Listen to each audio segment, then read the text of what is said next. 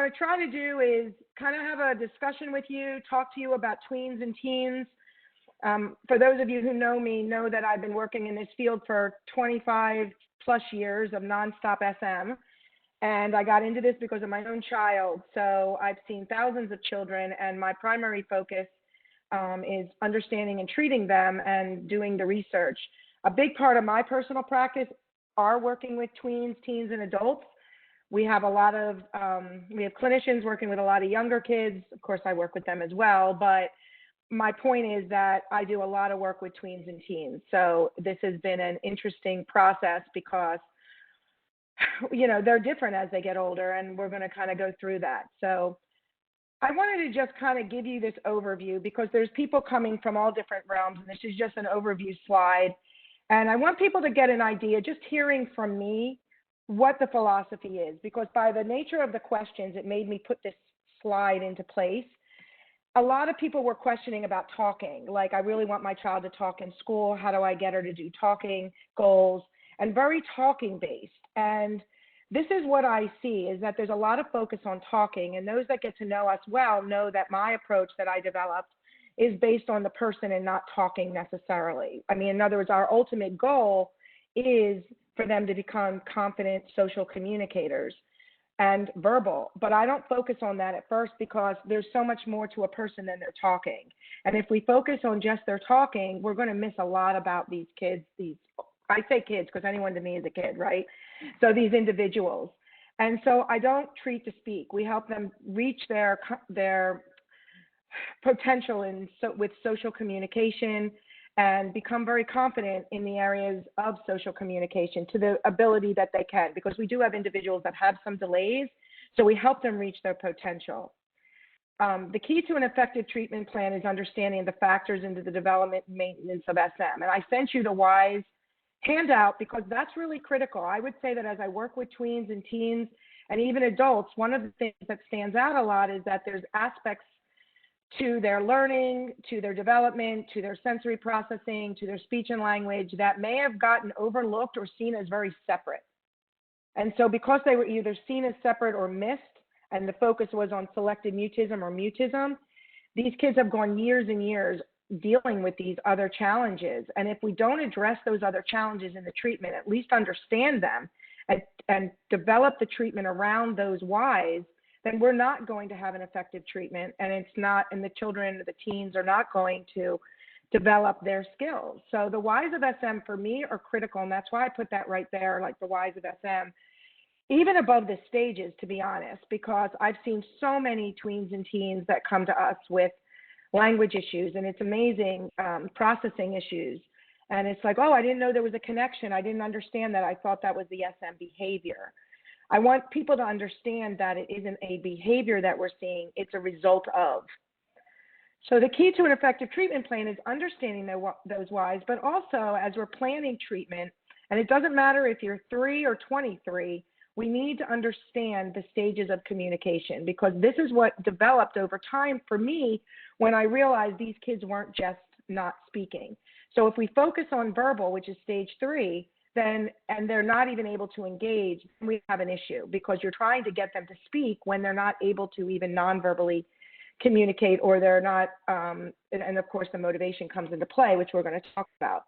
But again, the key to an effective treatment plan is understanding the factors into the development and maintenance of SM, and understanding a child's baseline stage of communication on the social communication bridge. Then we work as a team.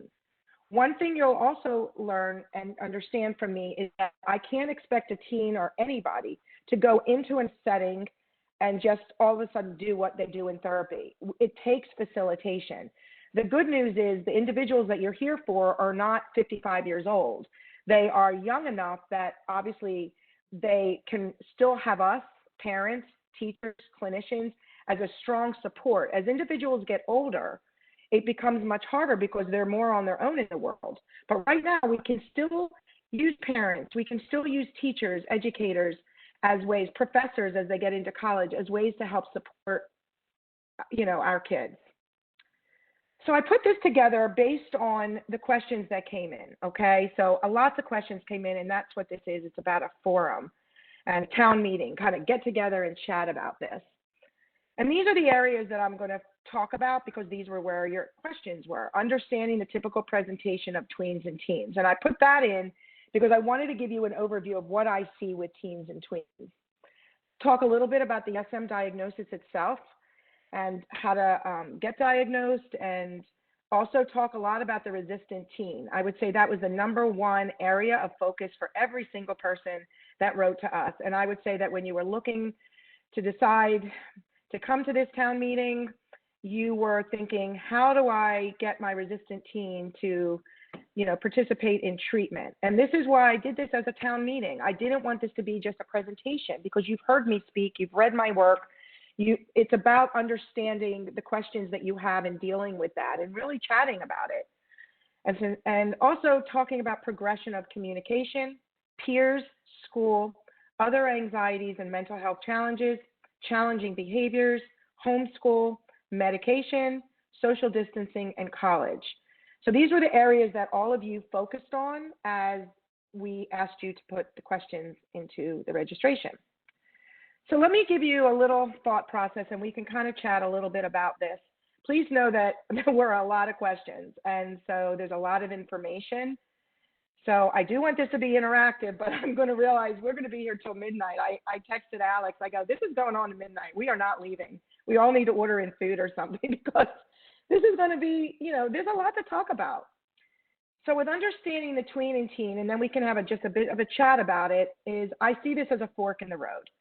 I see the young guys, the preschoolers, the elementary age kids kind of in the same boat. They're kind of going down the stream the same way. Kids they're very accepting.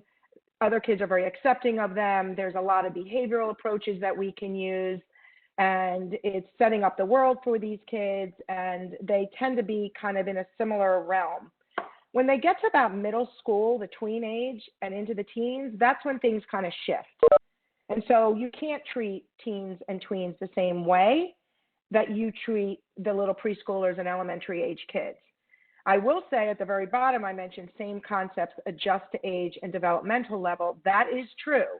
The concepts are the same, but the approach is different. So #1, we still focus on the whole person, which we talked about.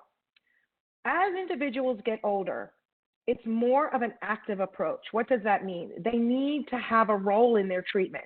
For the little guys, it's setting up the goals, giving them stickers, setting up play dates, setting up small groups in the classroom, and voila, it all works. And it's not the same because the tweens and teens need to be more active in their treatment, which of course goes to a lot of your questions of, well, he's resistant, she's not going to do it. But it is critical that they're active. Now, less silent goals. What does that mean? Silent goals are what we do as parents, what teachers do. They set up the world. You're still able to set up opportunities and facilitate situations. So that's your role as a parent. Teachers need to set up the small groups, suggest clubs and activities, and be forthright in what they need the kids to do in terms of participating, because you're going to learn from me that it's through these activities that these kids become more confident in themselves and obviously become more communicative. So they do need to become more active. It also depends on internal motivation, even more than external motivation. And I think this is a really important difference between the young guys and the older guys, is that the younger guys, we give them a couple bucks to do something, we give them a couple stickers when they're little, and they're, thrilled. It doesn't work that way. You could offer your kid a brand new car, and they're often so stuck, they just can't do it. It has to come within. And so again, you're thinking, but how do I get them internally motivated? And we're going to talk about it. I'm just trying to give you an understanding. It's way more cognitive as the kids get older. It's way less behavioral. Does that make sense to everyone? It's all about their thinking, taking their thoughts, redirecting their thought process, helping them see things differently. Understanding their feelings is always important in all ages of individuals that I work with. But it's very important to be able to see how they feel in the situation, help them see things in a different way, reshape their thoughts, and be very active in their treatment. And so it's very CBT based. This is an area that's interesting, and some of you are going to kind of go, oh, wow, this totally makes sense. We have to help them become more independent. I'd say 9 out of 10 of the teens and tweens I work with are very dependent. They're dependent on their parents, and they're dependent on others to do for them, to speak for them, to tell them what to say, how to say it, where to say it. And I'm seeing some of you kind of shaking your head. And I can't tell you how true that is. What ends up happening with these tweens and teens is they develop a learned helplessness. This is why they often do better when you guys aren't around. Because when they see you, they have a role with you. You have a role with them. And they go back into that role, and they are way less functioning. So sometimes I'll hear, you know, my daughter's doing really well. She went to her friend's house. I couldn't believe it. She was talking up a storm. When I'm around her with that same, you know, child, she's basically shut down. Or someone asks a question and my child just sinks into me and looks at me. The majority of kids will look to their parents for answers all the time because they're so used to all of these years of depending on their parents. And in our defense, because remember, I'm also a parent, my daughter's a lot older now, but I can tell you, working with the thousands of teens and tweens I've worked with, the kids have this automatic, and you guys are going to crack up, they have this automatic reflex that occurs. A question is asked, and they turn to their parents. Question asked, turn to their parents. Question asked, turn to their friend that speaks for them. And so that reflex is very ingrained in them. And guess what happens to us? We have the same reflex. Oh, I got this. And we speak for them. We do for them. We enable their lack of social communication. We enable their lack of social communication without realizing it. I get that. It's not their lack of speech, but we don't want them to feel uncomfortable. We don't know what else to do. And over the years, we've saved them in so many situations. Is that resonating with people, what I just said? It's making sense? In terms of accountability, it's very important, I found, in the treatment for at whatever age you're at, okay? So again, this is not unique, but it's even more so important for the older individuals, the tweens and the teens, to be accountable to what they're doing. 9 times out of 10, and I sometimes usually say almost 100% of the time, 99% of the time, the families that consult with us will let us know that they did not have an organized step-by-step treatment plan. They had some random goals. They were out in the real world. Their goal was to ask a question to a store clerk. Their goal was to say hi to their teacher. Their goal was very speaking-based, but it wasn't written down. It wasn't accountable. And when I review and when our team reviews where they are in terms of their stages of social communication, many of those kids aren't even able to engage, but yet the goal was speaking. So I'm going to give you a little hint. What do you think happens when goals are too great and they're very misunderstood by often the treatment professionals working with them, teachers and us and parents? They become avoidant because they can't do it. So this avoidance that occurs over time is often a result of their inability to do something, and it becomes very ingrained and they become very avoidant and they actually don't do it, some of them. So their behavior over time becomes so learned and conditioned that they don't know how to do it. So when we have random things out there, there's no control in that. It doesn't mean much. It's just a goal that I either can't do or I'm not sure how to do it. Another aspect that I want to talk about is our own identity as parents. I've had a lot of parents say to me, I'm the parent of a child with SM. I really don't know who else I am. I have other kids, but my whole life has become about this with my kid, and this is who I am. So as children start to change, sometimes I see parents have increased anxiety over their own change, over the changes the kids are making, because they too have to shift in this process. So the parent's identity, as the kids get older, college age, even older, I mean, it's not uncommon for us to get emails and phone calls from a 75-year-old individual for their 55-year-old child. So it becomes part of their own identity, which I get. I have 4 kids. I live for my kids. I totally get it. But we have to think about what our role is in this and how do we start to kind of let go as this process takes place, because it's a pretty scary thing as our kids are changing. And we're not sure what our role begins to be because this is who we are. So again, this may not be all of you, but this is some of you, and I hear this all the time. So as I mentioned, same concepts, adjust to age. So I just want to open this up for a minute or two just to kind of get your thoughts on this. Feel free to just kind of, let go of your, unmute yourself if you have something to say. Anybody have anything they want to add to this? Yeah, go ahead, Kate. Okay.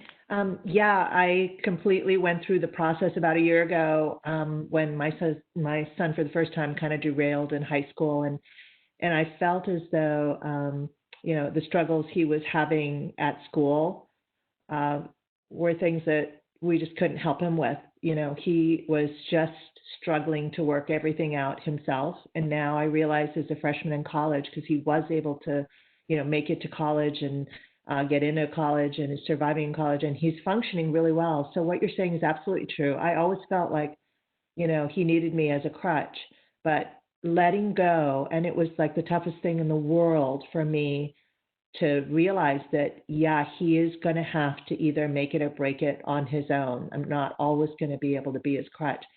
But once I did, I realized that he's functioning well when he's on his own, although in a slightly handicapped manner, but he is functioning well when I'm not around. So I totally am, understanding what you're saying. It's wonderful to hear that because, I worry. But what you said is that if we're not around, they function without us even better. So that's a great point. And one thing I'd want to add, and thank you for sharing, that was why I have the college in the slide before, because I knew that you would ask the college question. So I'll be addressing that because that does relate to as our kids get older. But I would say that they do tend to do better on their own as they get older. But the one thing that they need is someone to guide them often. Because I've worked with 17, 18-year-olds about to go to college, and I find that they're either very motivated or they're not motivated at all. There's rarely the in-betweens. But we can help the ones that are unmotivated as we go through this by doing certain things. But I would say that they need to have areas of confidence that they do well with and they're confident in, because if we can't find those areas, it's going to be almost impossible for them to branch out. So my guess is with your son, he found areas, like you had mentioned, he was like a straight A student. He was a really strong student. So his academics are a strength for him. So there's lots of things we can do with that strength. If they could help other peers, they could be a peer tutor. They shine in that area, and that's a confidence builder for many. Some have interests that are, chess club, juggling, soccer, having those areas. And you're also going to hear from me, those that know me well. I repeat concepts often that are very important so that when you leave here, there's certain things that stand out. And one of the biggest things I want you guys to get, that we've got to find areas of interest for these kids. It doesn't matter what it is. It may be completely unrelated to anything you can relate to, as long as it's legal. But it's an area of interest that we can capitalize on, because it's going to be through those areas of interest that these kids are going to begin to thrive. That's where they're going to find their people. That's where they're going to thrive. That's their confidence. So one of the first things I want you to think about as we're talking is, what are the areas that my child, my tween, my teen excels at, has interest in? They may not excel, but they have an interest in. And really think about that, if you could write that down. Because these are the areas when I'm working with the teens and the tweens and the college age kids, and what do you like? And an example I want to give you is someone I worked with who loved to juggle. He was 17. He was in his last year of high school. He loved to juggle. He was motivated for treatment, and he formed a juggling club in his high school. He communicated it through email. He had younger kids join him, so he felt better being the older person in the group. So he did it with more younger kids, like the middle schoolers versus the high schoolers. Once he got confident, he was able to invite the high schoolers. And it leads me to another older individual. This person was 19 and loved mountain climbing.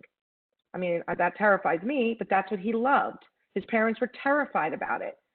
but finding those areas of interest and working with those areas of interest. So for that particular individual who was actually a little bit older and into actually college, started a mountain climbing club, put a sign up in the rec hall. These are things we work on, and we find how to get them involved.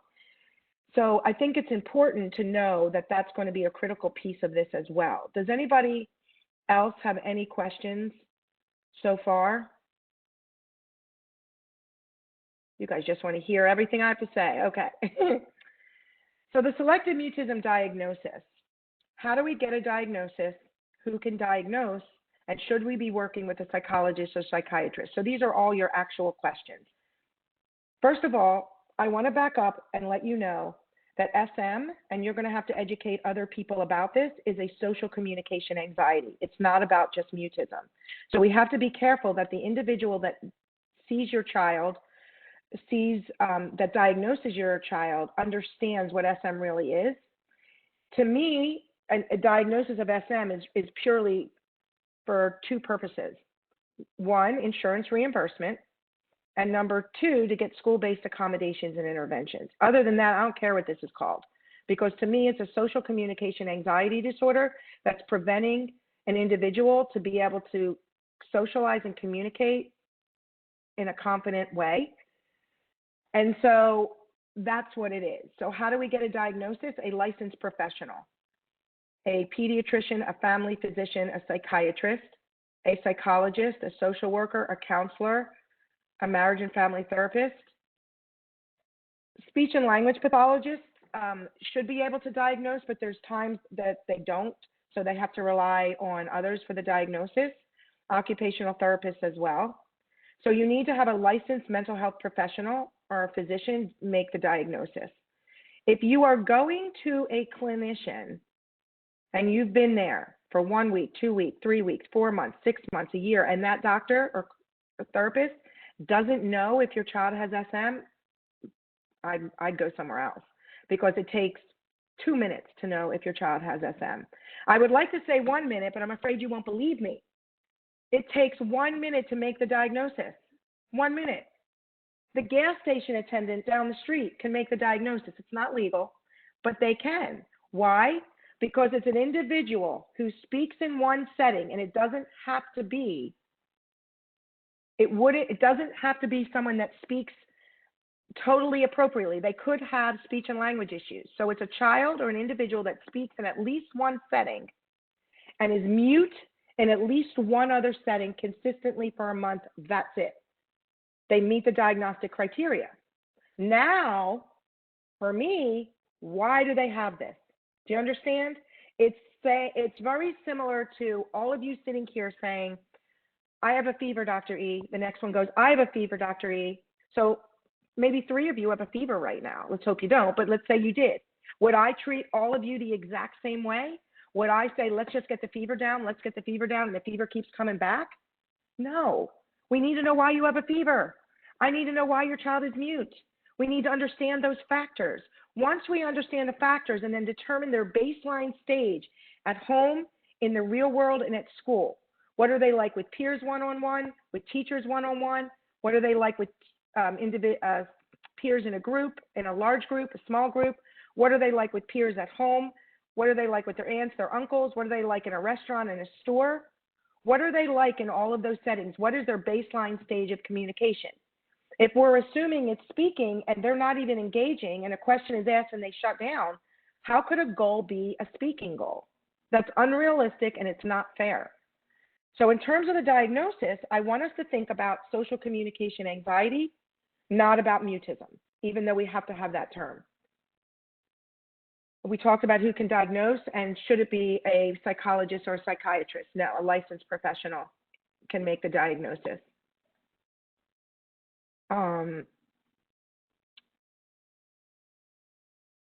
Here's $1 million questions that are asked.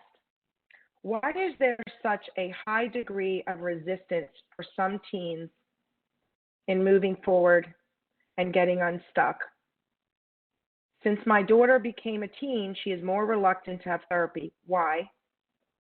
How do we motivate our resistant teen? How do we help our child realize she needs help? How do we motivate our child to want to communicate with others? So almost, I mean, a large percentage, I reworded a couple of them, ask these questions. So why is there such a high degree of resistance amongst teens? The number one reason there's a high degree of resistance is that they've been misunderstood for a very, very long time. And they avoid the situation because there wasn't a stepwise approach that worked for them. So they became more avoidant. That's why they're very resistant. It's become very learned, it's become very conditioned, and become very safe to not communicate. And it's the older they get, the more painful it is. So the questions that I'd ask are there whys of SM? Are there reasons? Are there factors into the development and maintenance of SM that may be part of your child's presentation? Is it possible that they have some underlying speech and language? Is it possible that they have some processing challenges? Is it possible that they have sensory issues? Is it possible that they were bilingual, and when they were speaking their native language and went into a different language preschool, that they were trying to process the language and the behavior became conditioned because they were pushing to speak rather than understanding the silent period? Are they extremely timid? Have we enabled their lack of social communication when they were timid and they never learned the skills? Did they have appropriate speech and language skills, but because they've gone years not talking and communicating with others, did they develop an acquired speech and language issue? It's very different to answer, what are you doing this summer? Nothing. Versus, oh, I'm going to be going to camp, or I'm going to learn to drive, and then I'm going to get a job. It's very different with, how are you? Fine. Versus, I'm good. How are you doing? I'm really good. What are you guys up to? Oh, nothing. We're just staying home. It's, COVID season. So we're home and we're in the house and we're not doing, it's a big difference to answer a quiet word, one or two words to a person versus reciprocal conversation. And so we have to teach the kids how to do that. But how do we motivate our team? Well, one, what are your child's interests? Number two, what do they want to do? If other than sit in front of a video game, and that could be used, but what areas of interest do they have? Could you have had goals that were too high for them and they've become resistant from that? Do you think that's possible? Can anyone share that? Do you think hearing me speak, you're starting to think, wow, maybe there was too much expectation to speak, when in reality, they weren't even engaging, or they were barely communicating?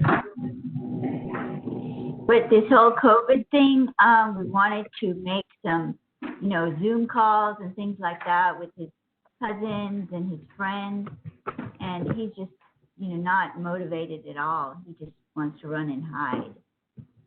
So the first thing that has to be done in treatment is working with that child, and I'm going to say the teen, it doesn't matter because they're still our children. I use the term.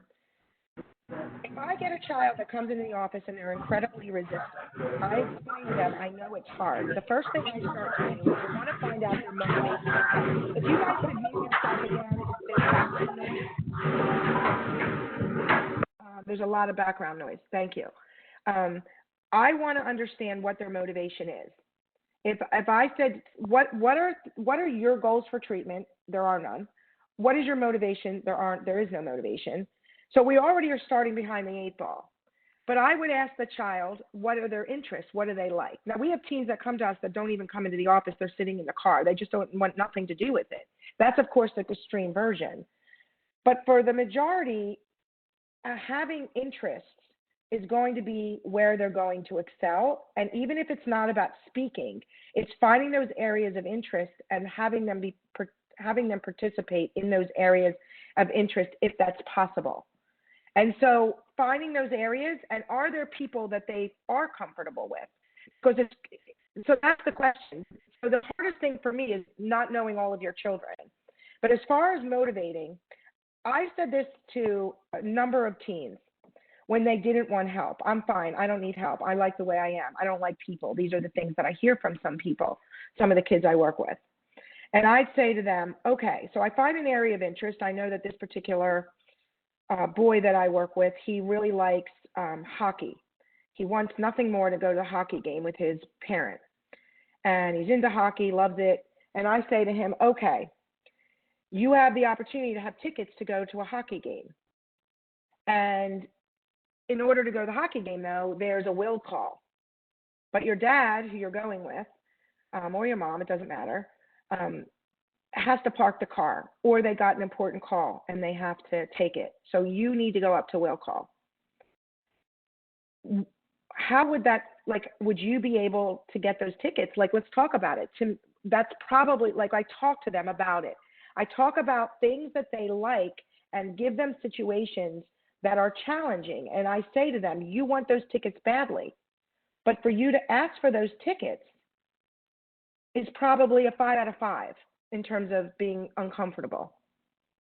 So it's very important that we start to let them know areas, the things that they like and want to do, and this is why we're trying to help you. And I've often had parents turn to their teen and say, you know what, after learning so much about this, I'm realizing that a lot of the things we were focusing on were areas that were probably super hard. And I think that there's things we could do to help things become easier for you.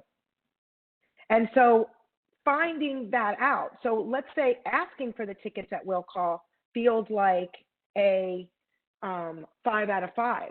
But maybe going up to will call with his parent and handing over his name is something he can accomplish. So I think that it's very important to find these areas and start to think about the bridge. So I work with these kids to find out what their baseline stage of communication is in all these settings, and we set realistic goals.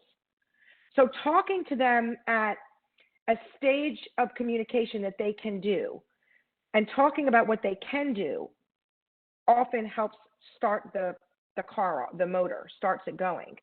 Yes, Kate? Right.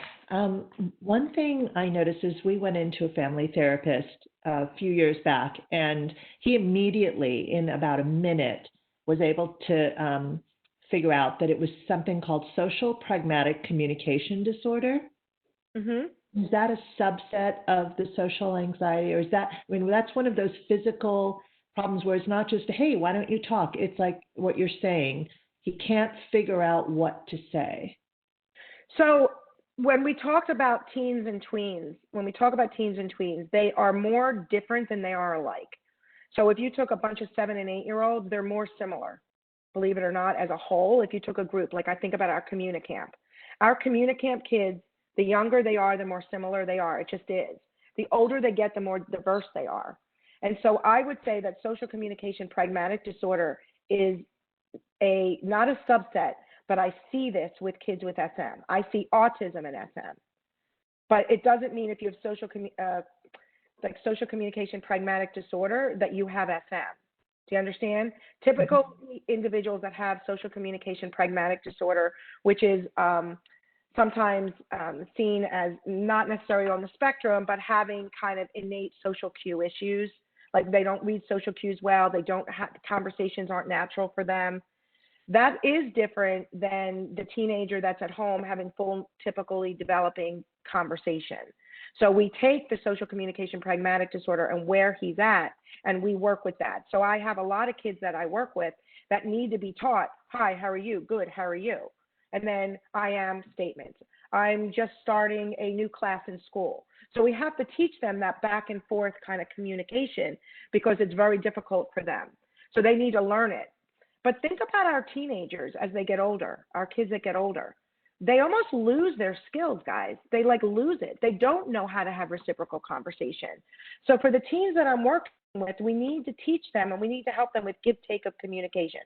So one way we deal with resistant teens is parents, teachers are educated enough to have situations that they're placed in.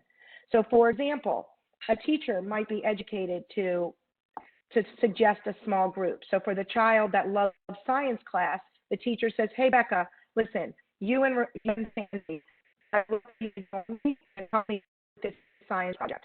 So it's not asking the team to make the changes. It's educating the teachers to facilitate. There's something I say all the time. It's called facilitate. Don't wait, facilitate. Don't wait for them to do it. Don't. It's not going to happen. It's educating everyone around them to the goals and strategies that will work for them. So for me, having a buddy process, having small groups in the room, small groups out of the room, clubs, activities. If there's areas that your child excels in, go with it. The teacher might say, hey, Jeremy, you know what, would you be willing to help so-and-so with his math work? You'd be a great mentor for him there. Now, of course, we're not going to choose Jeremy to do this. If we're not going to choose the child to do it if he's not capable of it, it's possible he talks fine. He just needs something set up. Want to hear something interesting?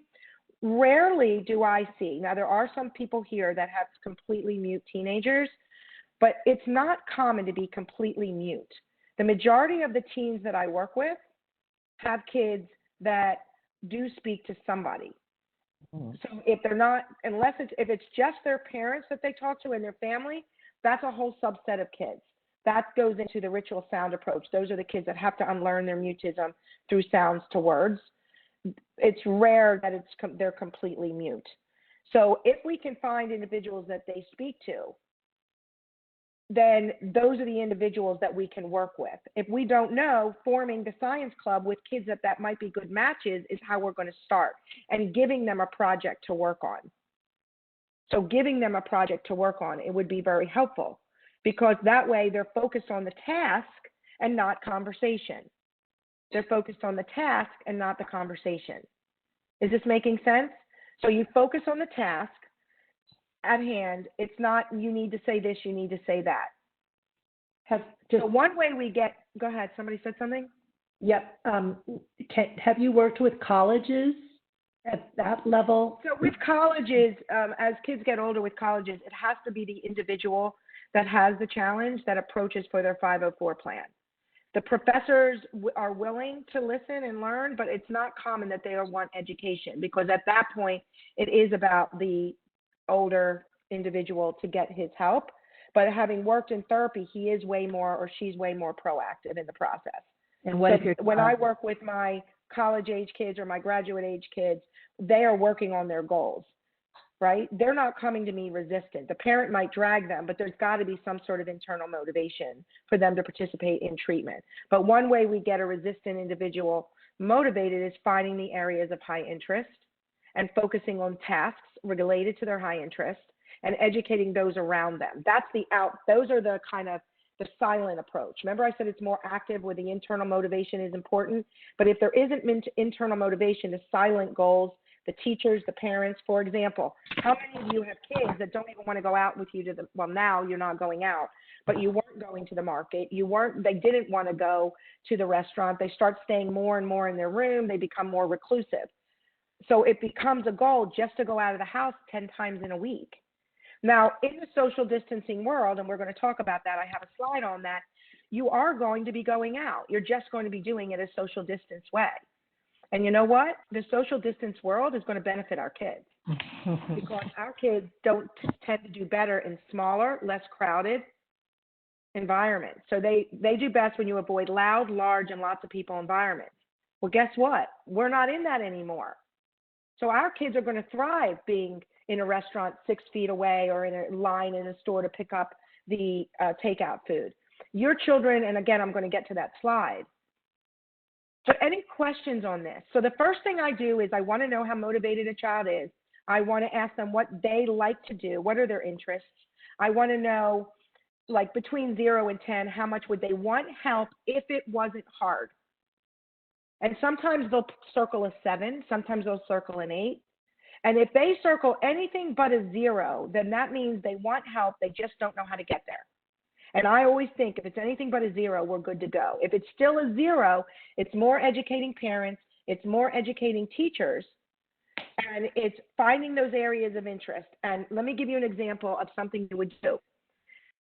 You're going out and about in the real world, areas of interest. He wants to buy or she wants to buy. Here's an example. A teenager that loves to horseback ride. She needs a new helmet. So she goes to the store, or they order it. They have to be delivered outside now, right? And they go up to the window, and the person says, "Can I help you?" The parent may say, "Hey, tell her what we want." Well, that's failed right there. But if I could train the parents to say, "Hey, Beck, are we looking for boots? Or are we looking for a helmet?" And we start to do this, and we start to naturally bring the child into conversation. Now, that's a proactive goal because the child is aware of it. But if you set up situations where she has to take the money, a question is asked, and you ask it as a choice. Children that age into tweens and teens rarely use a verbal intermediary. They may turn to their parent and tell them something, but they don't pull them close and whisper to them. Not nearly as common as little kids. So is this making sense? So it's educating parents to avoid large, loud, and crowded locations, lots of people environments. It's going during off times, which you're not going to have a problem with because there's not going to be many people out there. Environments are going to be smaller, right? And so it's putting them on the front line to engage, handing, taking. Do you know the simple act of handing something to someone stimulates the social communication process? Because if our kids aren't on the spectrum, they make eye contact naturally with handing and taking. So we train teachers, hand this, take this. Jeremy, can you give the book to Becca? We are stimulating social communication. At this point, it has nothing to do with their motivation. It's educating others. The more resistant a teen is, the more I question, what are those factors into the development and maintenance of SM? What goals have they worked on that have pushed them aside and made them more avoidant?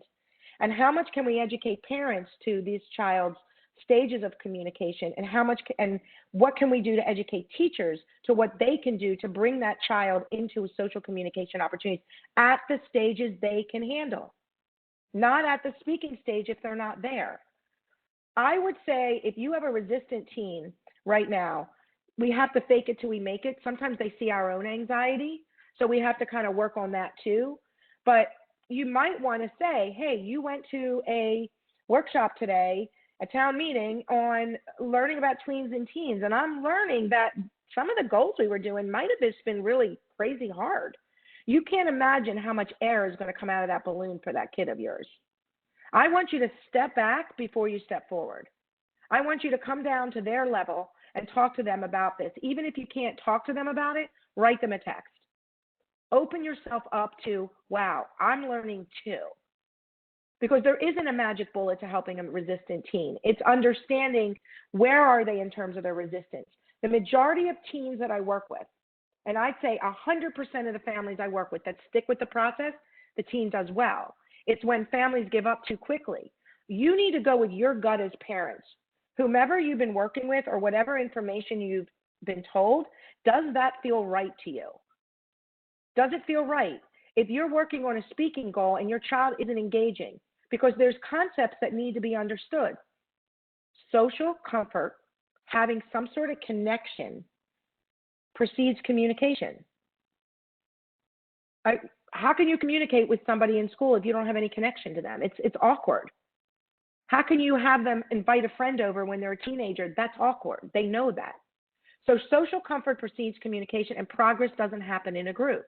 So we need to set it up, and I'll be talking about that a little bit more in the school section. So here was a case. We tried local therapy for our 12-year-old daughter. Uncharacteristically, she threw tantrums before each session. Our therapist had to close practice, and now we're struggling to help establish talking comfortably goals because she feels her life works for her. We see her missing out on a lot, and she doesn't seem to have a lot of motivation for change. How can we convince an unwilling participant? How do we get her to buy in? So whoever asked that question, if you're comfortable, how would you approach this? What are you thinking now from that question? What's what we just talked about? Or if anyone wants to see that question and have a kind of you could just certainly speak up if you want to say something. It doesn't have to be the person. Yeah, go ahead. It's Robin. It was we who asked the question. And okay. We were just talking a little bit about how we can change that. And we were thinking of what her interests are. So we're just thinking about like she's interested in skiing and working out.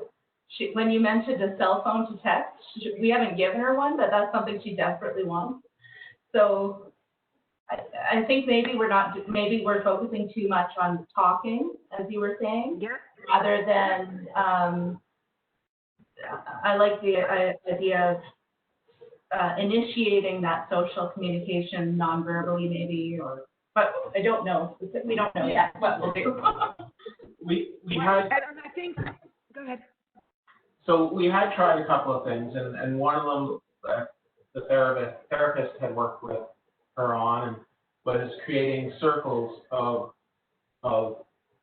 people that she's connected with, and levels of comfort that as the circles get bigger, they're further outside of her comfort level. So how she could increase the inner level to get to that next, like who are the people that are in between that she could pull into there, and try and build on those connections. We I would have also suggest, excellent. I would also suggest as we think about this, it's not giving them a role where they need to do it. Sometimes it's setting it up for them. So that if there's an opportunity that someone suggests something to them, like a teacher, or if there's an area of interest, let's say she's in a club or an activity, it's finding those, maybe the person that's leading that and giving her a role that she can handle. Like, I mean, it's endless, really. I mean, it could be, hey, I'm going to give you these permission slips. Would you do me a favor and pass them out to everyone? Now she's participating in that.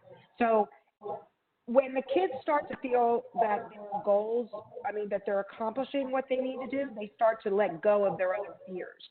I also use their feelings in this process as we set up goals, because all of your goals for all of you that are here are different. I don't know what those goals are. Some, it's just walking into a store. For another, it could be driving by somewhere. For somebody else, it's texting a friend. Like, I was working with two different individuals that had to make a need known during their remote schooling. Well, he couldn't do it, but we found out a way that he could. Number one, we wrote it in a script. He typed it into the chat box because he wrote the script ahead of time, and he clicked the chat box. And so he was able to get his needs known by writing it out and thinking about it first, and then putting it in the chat box. We also found a way that it went through the mother first on one child, so she had to contact somebody at their barn for horseback riding. And so the child was very uncomfortable being the one to initiate that. Forget verbal. She couldn't even literally send an email. So we started it where she wrote the email, but we sent it from mom's email. Do you understand? So we have to find a place that they can start, and then they start to let their guard down when they feel safe with the goals. That's how you work with a resistant team. So one of the things right now is, given our current social environment, and her world is very small, and the only real outlet that we have is the once or twice a week meetings with the teacher and the class through a Skype-like, Zoom-like class, and she's not participating. She has one of these friends who would normally speak for her a lot. She's had more than that over the years, but that she won't even have a private conversation just with her, just one-on-one, or the teacher has offered for that person, her and her to just get together on a private conversation to see if they feel that she's been unwilling to even sit in on that. So I think sometimes when it comes from parents, it's often something the child won't do, but if it comes from someone else, it might.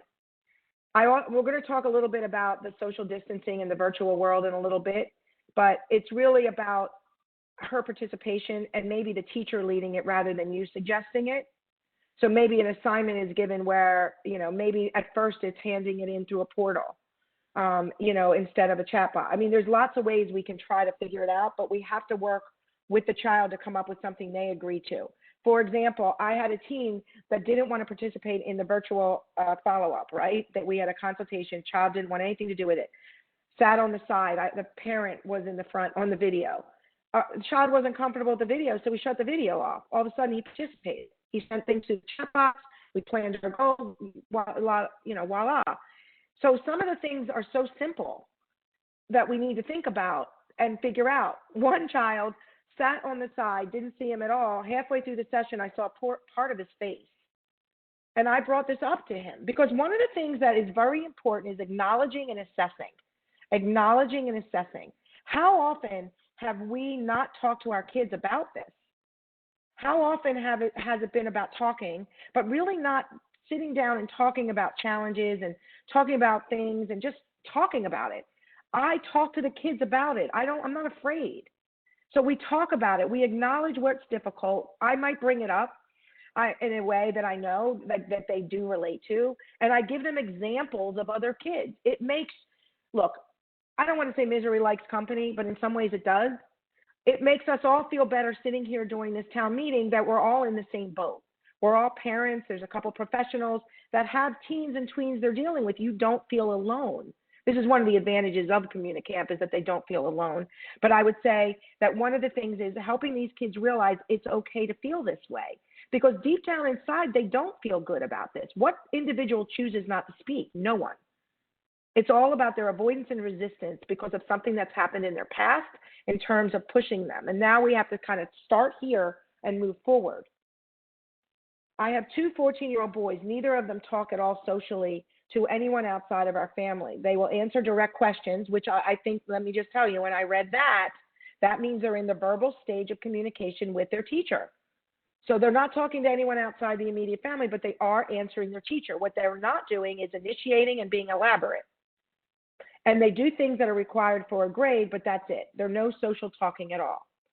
They are open to therapy. They are not open to therapy at all and even get mad when I read about SM. How do I help? Well, one, I would say, certainly when you've got twin boys, that it's harder with twins in terms of they're like a package deal. And so if one doesn't want to do it, the other one doesn't want to do it. If one wants to do it, sometimes the other one will stop wanting to do it because the other one doesn't want to do it.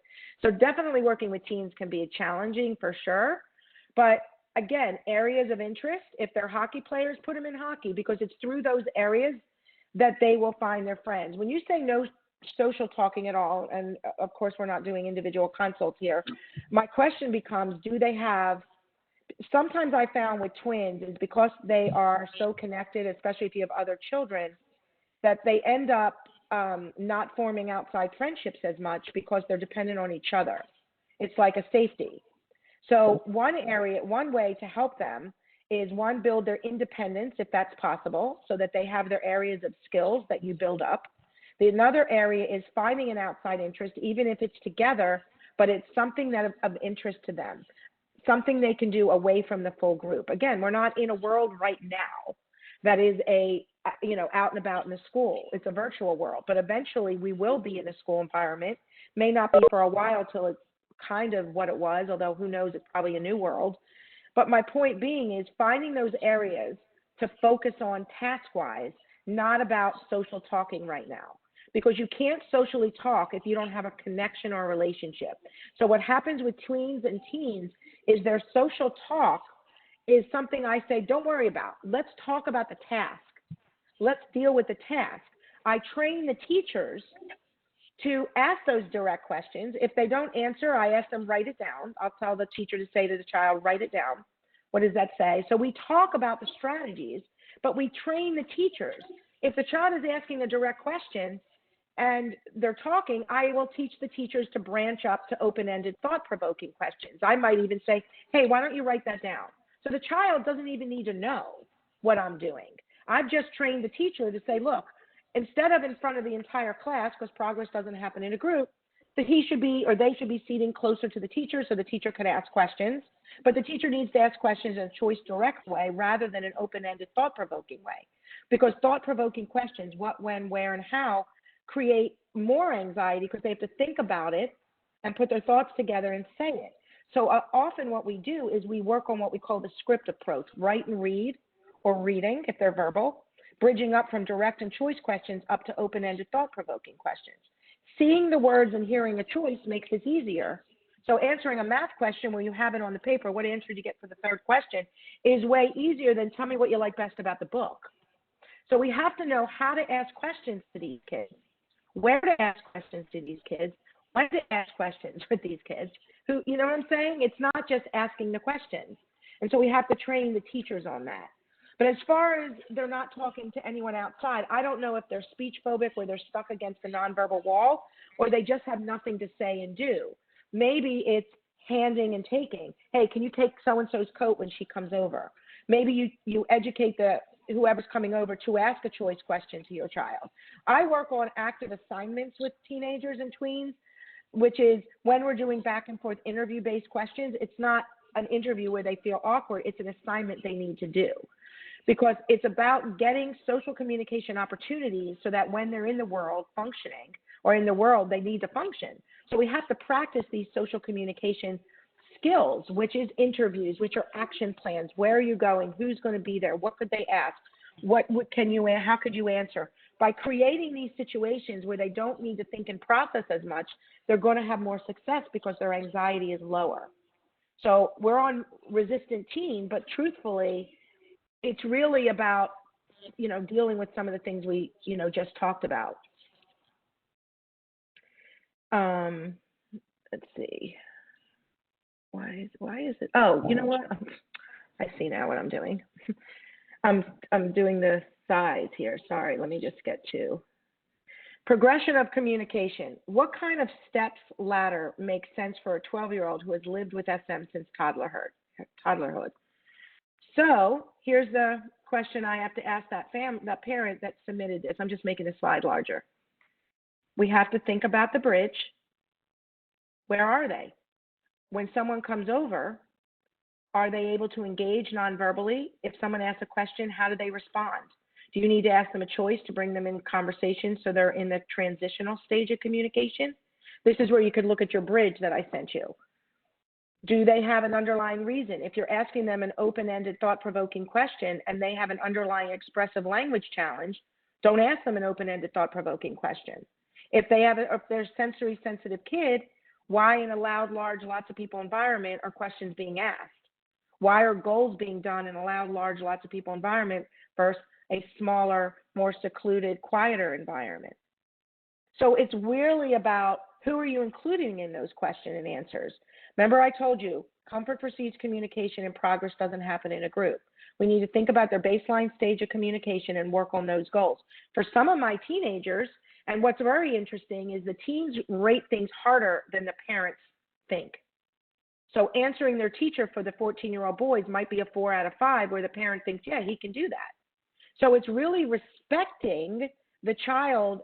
That's where that also helps with the resistant teen, is really listening to what they're telling you.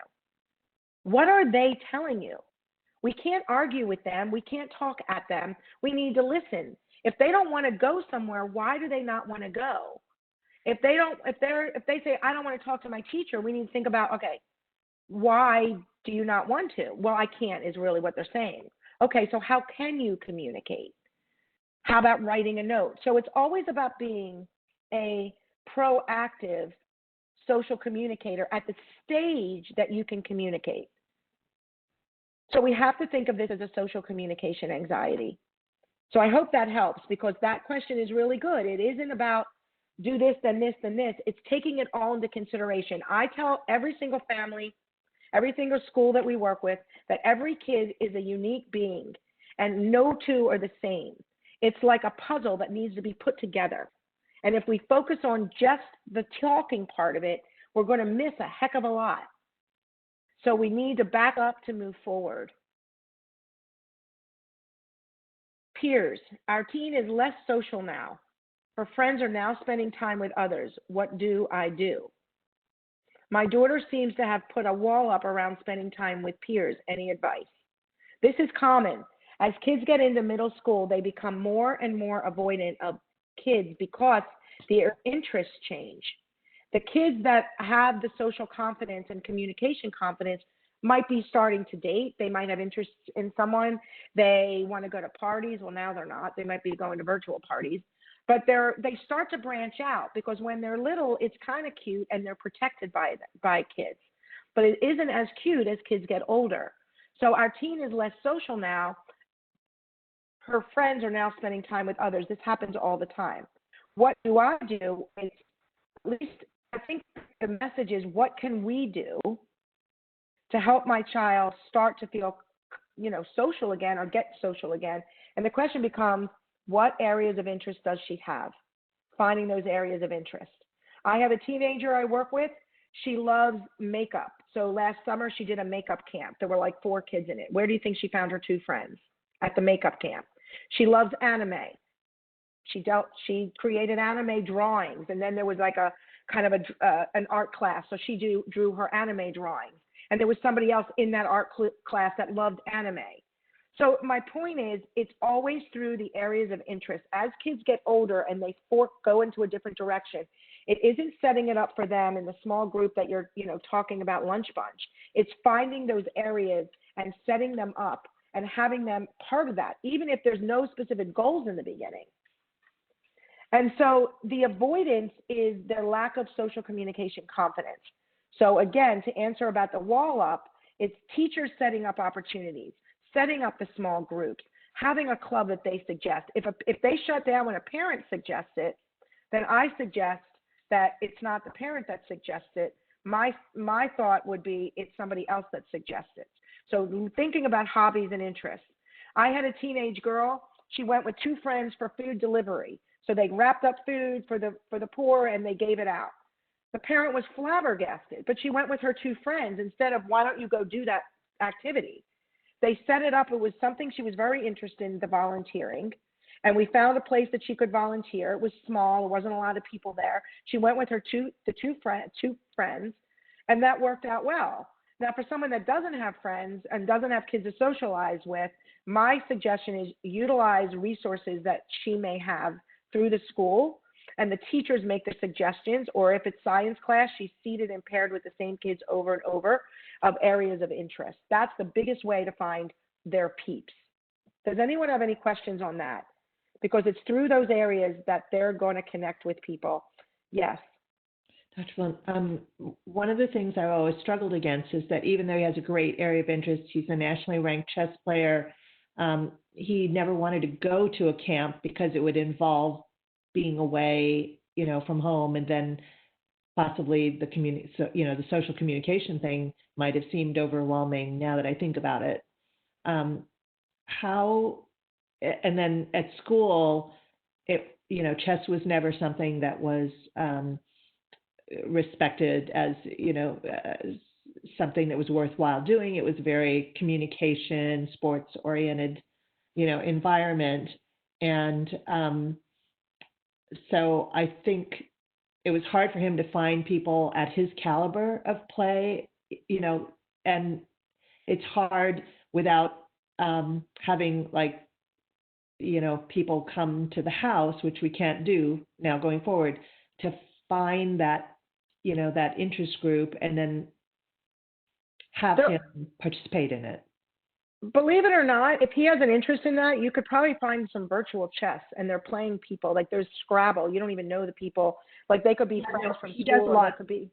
Does a lot of that. But so I'm wondering, if it is this social pragmatic communication disorder, what are ways to work on that deficit?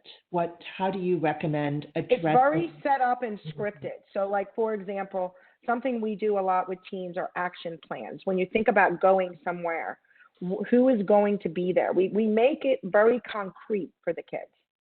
And we set up these goals and the different action plans we create based, again, on their unique needs. So they will think about what questions could be asked. What would be your answer to those questions? You're going to go somewhere, someone's going to greet you. How can you greet them? Right? Do you say hi, bye, yes, no, and thanks, like the big 5 words? So all of these strategies are chosen based on where he's at. It's way more concrete for those that don't have the innate interest. But I will say that there isn't a teenager or tween here that wouldn't benefit from those concrete strategies, because that's what we do.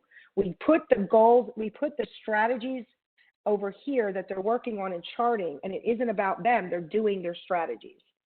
It's not go do that. It's here's your action plan. Here's where we're going to do our action plan. And if it's set up by a treatment professional or a teacher's giving suggestions, it often does, as kids get older, come off better from someone else than their parent. As soon as the parent says, do this, the child says no. It doesn't even matter what it is. Mm-hmm. So I think we need to really think about how does your child take your recommendations and advice? And if they don't take it well, don't do it. Have someone else do it. That's how a lot of the kids that we work with make progress. It isn't the parents telling them, it's us telling them. Okay. So I wanted to talk about school, how to use realistic strategy. Well, first of all, let me go back to this slide here. Does anybody have any other questions regarding peers? Any light bulbs go off?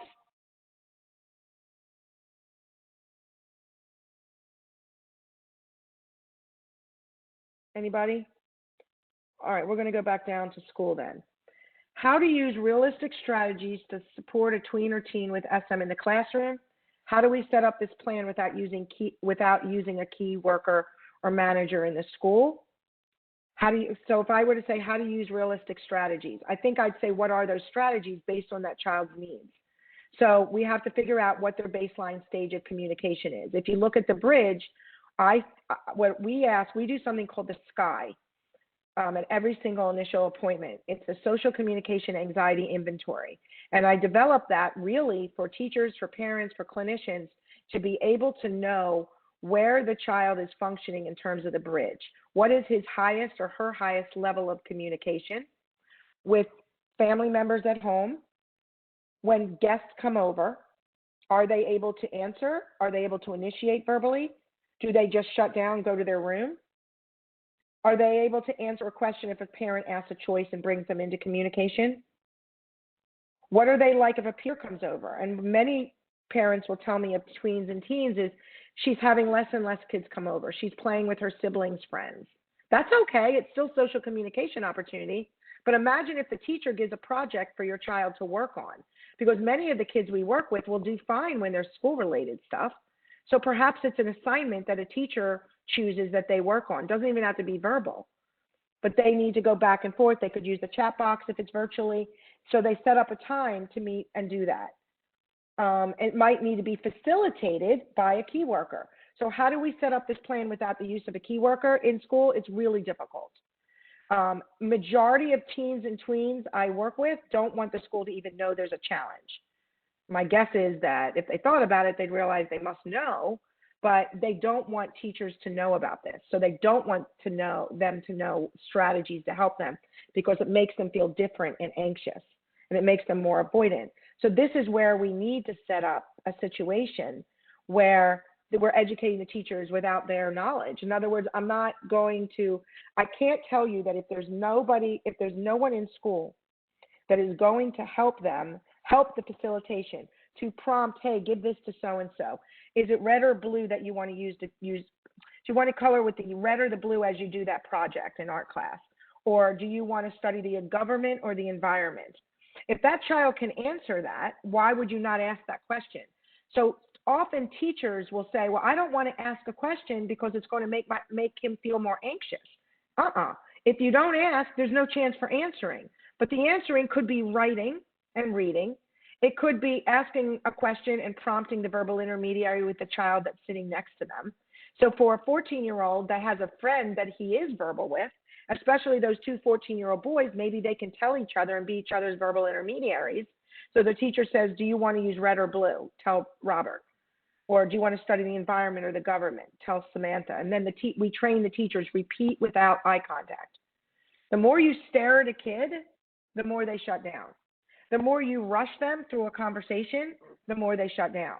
So we always have to tell teachers, when you ask a question, give time for a response. Even if you have to ask the question and come back, sometimes you might say, hey, just write that down. Do you want this or that? Child doesn't respond. So when I see a child in the office, I will ask a question. Well, first of all, we'll know who they are by their SMCDQ, by their assessment forms. We'll know them. We'll know their baseline stage basically by the school evaluation form. So we have an idea of their comorbidities, the factors just before they walk in. But when I ask a question in the office, I'll ask a question based on the stage that I think they're at. Very often I will ask a question because what? SM changes. Their social communication anxiety changes from setting to setting and person to person. So there's children that come into my office and boop, they're chatty Cathy. There's kids that come in my office that chat outside the office to everyone, but their teachers don't talk to me. It doesn't mean anything in terms of their prognosis. It just means with me, they're functioning at that level. So if I ask a question and the child answers, does that mean the child doesn't have SM? No, it just means in that particular setting, she was able to talk. So if she's able to ask like I have a therapy dog, I might ask a question like, did you guys come in yesterday? Or did you come in yesterday or today? Where are you guys staying? I don't focus on the kid right away because I watch the child from the corner of my eye and I see how they engage with me. So I think when we talk about realistic strategies, I want to know what makes that kid tick and doesn't tick. So I'm not going to be approaching that child and asking questions if they're like, want to be a fly on the wall. I'll find a time to ask a question that's away from the full group. I'll pair and group them with peers that I think would be a benefit to them. So when you get into middle school and high school, it's trying to find key kids that you can pair and group those kids with, our kids with, so that there's a consistency. Maybe there's a small group in science class. Those are the kids that I might focus on with him or her. And so you try to create small group opportunities. We train teachers to ask questions a certain way based on the stage. If a child's completely mute, I'm not going to ask a question like, tell me what you like best about the book. I might say, which character did you like the most in the book? Why don't you write that down? So I'm talking to the child in a direct manner rather than, can you tell me? So a realistic strategy, there's millions of them, and it depends on the child. But one thing I would say is to avoid can you language. Avoid can you language. What does that mean? Can you do this? Can you give your order? Can you call the store to order what we need for dinner? Can you contact your friend? Can you tell me what the favorite part in the book was? Every time you say the word can you, you are implying doubt to your child. So we need to talk directly. Hey, we need to do an action plan because we need to send that through the update link. We need to order dinner tonight. Let's write that list. You want to talk very direct and confident to them without a sense of doubt. And that is work that you guys have to do. I understand this isn't something that parents, look, the majority of our work, especially with the younger kids, is with the parents. As kids get older, it's like the seesaw changes, right? It's a lot of work with the teens, but it's still working with you to know how to question them, when to question them, where to question them. What do you suggest you do? You have to be educated on all of that too, educating others on how to ask questions. So I think that it's really about understanding that child and what his or her needs are. Is this child functioning academically? Are they starting and completing tasks on time? Do they hesitate when they, start work or finish work? Like, do they have any challenges academically? So it's all of that I need to know before we can develop a realistic strategy, because it's not just about accommodations, it's interventions. We can certainly say, allow an iPad, allow child to write, don't ask the child questions, ask them yes, no questions. We will enable their lack of social communication if we just keep accommodating their mutism. So we have to supply and provide interventions to the teachers, to the staff through a 504 or an IEP, or if it's a private school and they're willing to work with the child, we have to give them the strategies and realistic goals based on that child's unique interests, unique presentation. And how do I help my child carry over speech into the classroom? She uses the RSA to speak one-on-one to one or two with teachers and counselors at school, but she's unable to speak in the classroom in front of them. The RSA, just so those of you that may not know what this is called the ritual sound approach. And if you were to look at your bridge, in the second stage, it says transitional strategies. Some kids that are very, very stuck need to shape sounds into words in a very ritualistic, controlled manner. That's something that's very difficult to train people on. But usually if she's doing one-on-one, then you start adding people to her group. Once she's added someone to her club, you start doing keep it going questions. And so and it wouldn't be done in the classroom right away, but what you could do is if she's added the teacher, you could start in the hall at her desk, maybe have one of your keep it going questions. So asking questions we also do a lot of scripted questions for kids like that, where they know the questions that are going to be asked, or they have the opportunity to write it down. So you can't go in. So the other thing is that many of our kids that are speaking outside the classroom can't just go into the classroom and start talking because they don't have verbal comfort with the other kids in the class. So we have to analyze that. Not all kids are like that, but a lot of kids are. So we have to add people to their club away from the group, but then in the classroom, maybe have an opportunity in the empty classroom to practice it, and then redo it again the next day with the kids in the room, but maybe in a section of the room or in the hall, and then we move in that way. My main concern is how to get my daughter to talk with teachers. She only talks to her Spanish teacher. She took speech class and will send videos for that class, but she won't talk. She will, so the question here is, I don't know how to get her to talk to her teachers because I don't know what her baseline stage is. I don't know what other factors are into this. What I would say is whatever her stage is at is how she's going to communicate. So I would like to reword this question to, my main concern is how do I get my child to progress communicatively with their teachers, knowing her baseline stage of communication. My child can point, my child can nod. Does she use an intermediary? Does she have a friend she's verbal with? The next step for me would be this or that, tell Rebecca, and then I repeat without eye contact. If she's willing to send videos, then she's in a stage 2, and so she's letting her voice be heard. And so I'd also say she took speech class. Is she taking speech class because she has an innate speech and language challenge? Is it because of her mutism? I don't know that. But if she has a speech and language, the most common speech and language challenges we see are narrative deficits.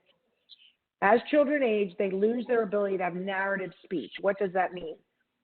You see a picture on a wall, and the picture might be of a beach. And on the beach, there's a picture of a sailboat and a little girl running, and she's holding a pail, let's say, a little bucket. Someone might look at that picture, and I might say, hey, what's in that picture? And one child might say, it's a beach, and then there's a girl. Someone else might say, oh, wow, that's a beach. It looks just like St. Martin's that we went a couple years ago. And there's that little girl. She looks just like my cousin. And where is this picture from? So you have more elaborate expressive language. So the majority of kids, as they age, even if they have developmentally appropriate language skills as a little guy or a little girl, they develop an acquired speech and language from lack of social communication opportunities. So we have to do strategies. We have to do goals that allow them to have reciprocal conversation. But we need to know what their baseline stage is because we can't move them to verbal if they're not able to be verbal yet. But again, the majority of teens are able to respond verbally at least somewhere. And for those that aren't, we need to have a starting point, and maybe that is a ritual sound approach, sounds to words. For the child that uses an altered voice, like a high-pitched voice, that happens often as well. And she doesn't want to use videos. So if a child doesn't want to use videos, don't use videos. There's nothing you should do to create any sort of anxiety over that, and just don't do it. If she uses a high-pitched voice and it doesn't bother her, I would let it go. Because the more that you're using a high-pitched voice, the more that you bring attention to, the more it's going to exist. I question if she's away from the full group, does her voice go back down to a normal kind of voice, a more typical voice? I'd want to know.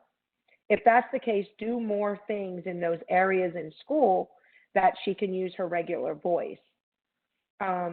Sometimes, it's a catch-22 because if she's okay with her high-pitched voice and she's functioning, I think over time with less attention to it, it will go down.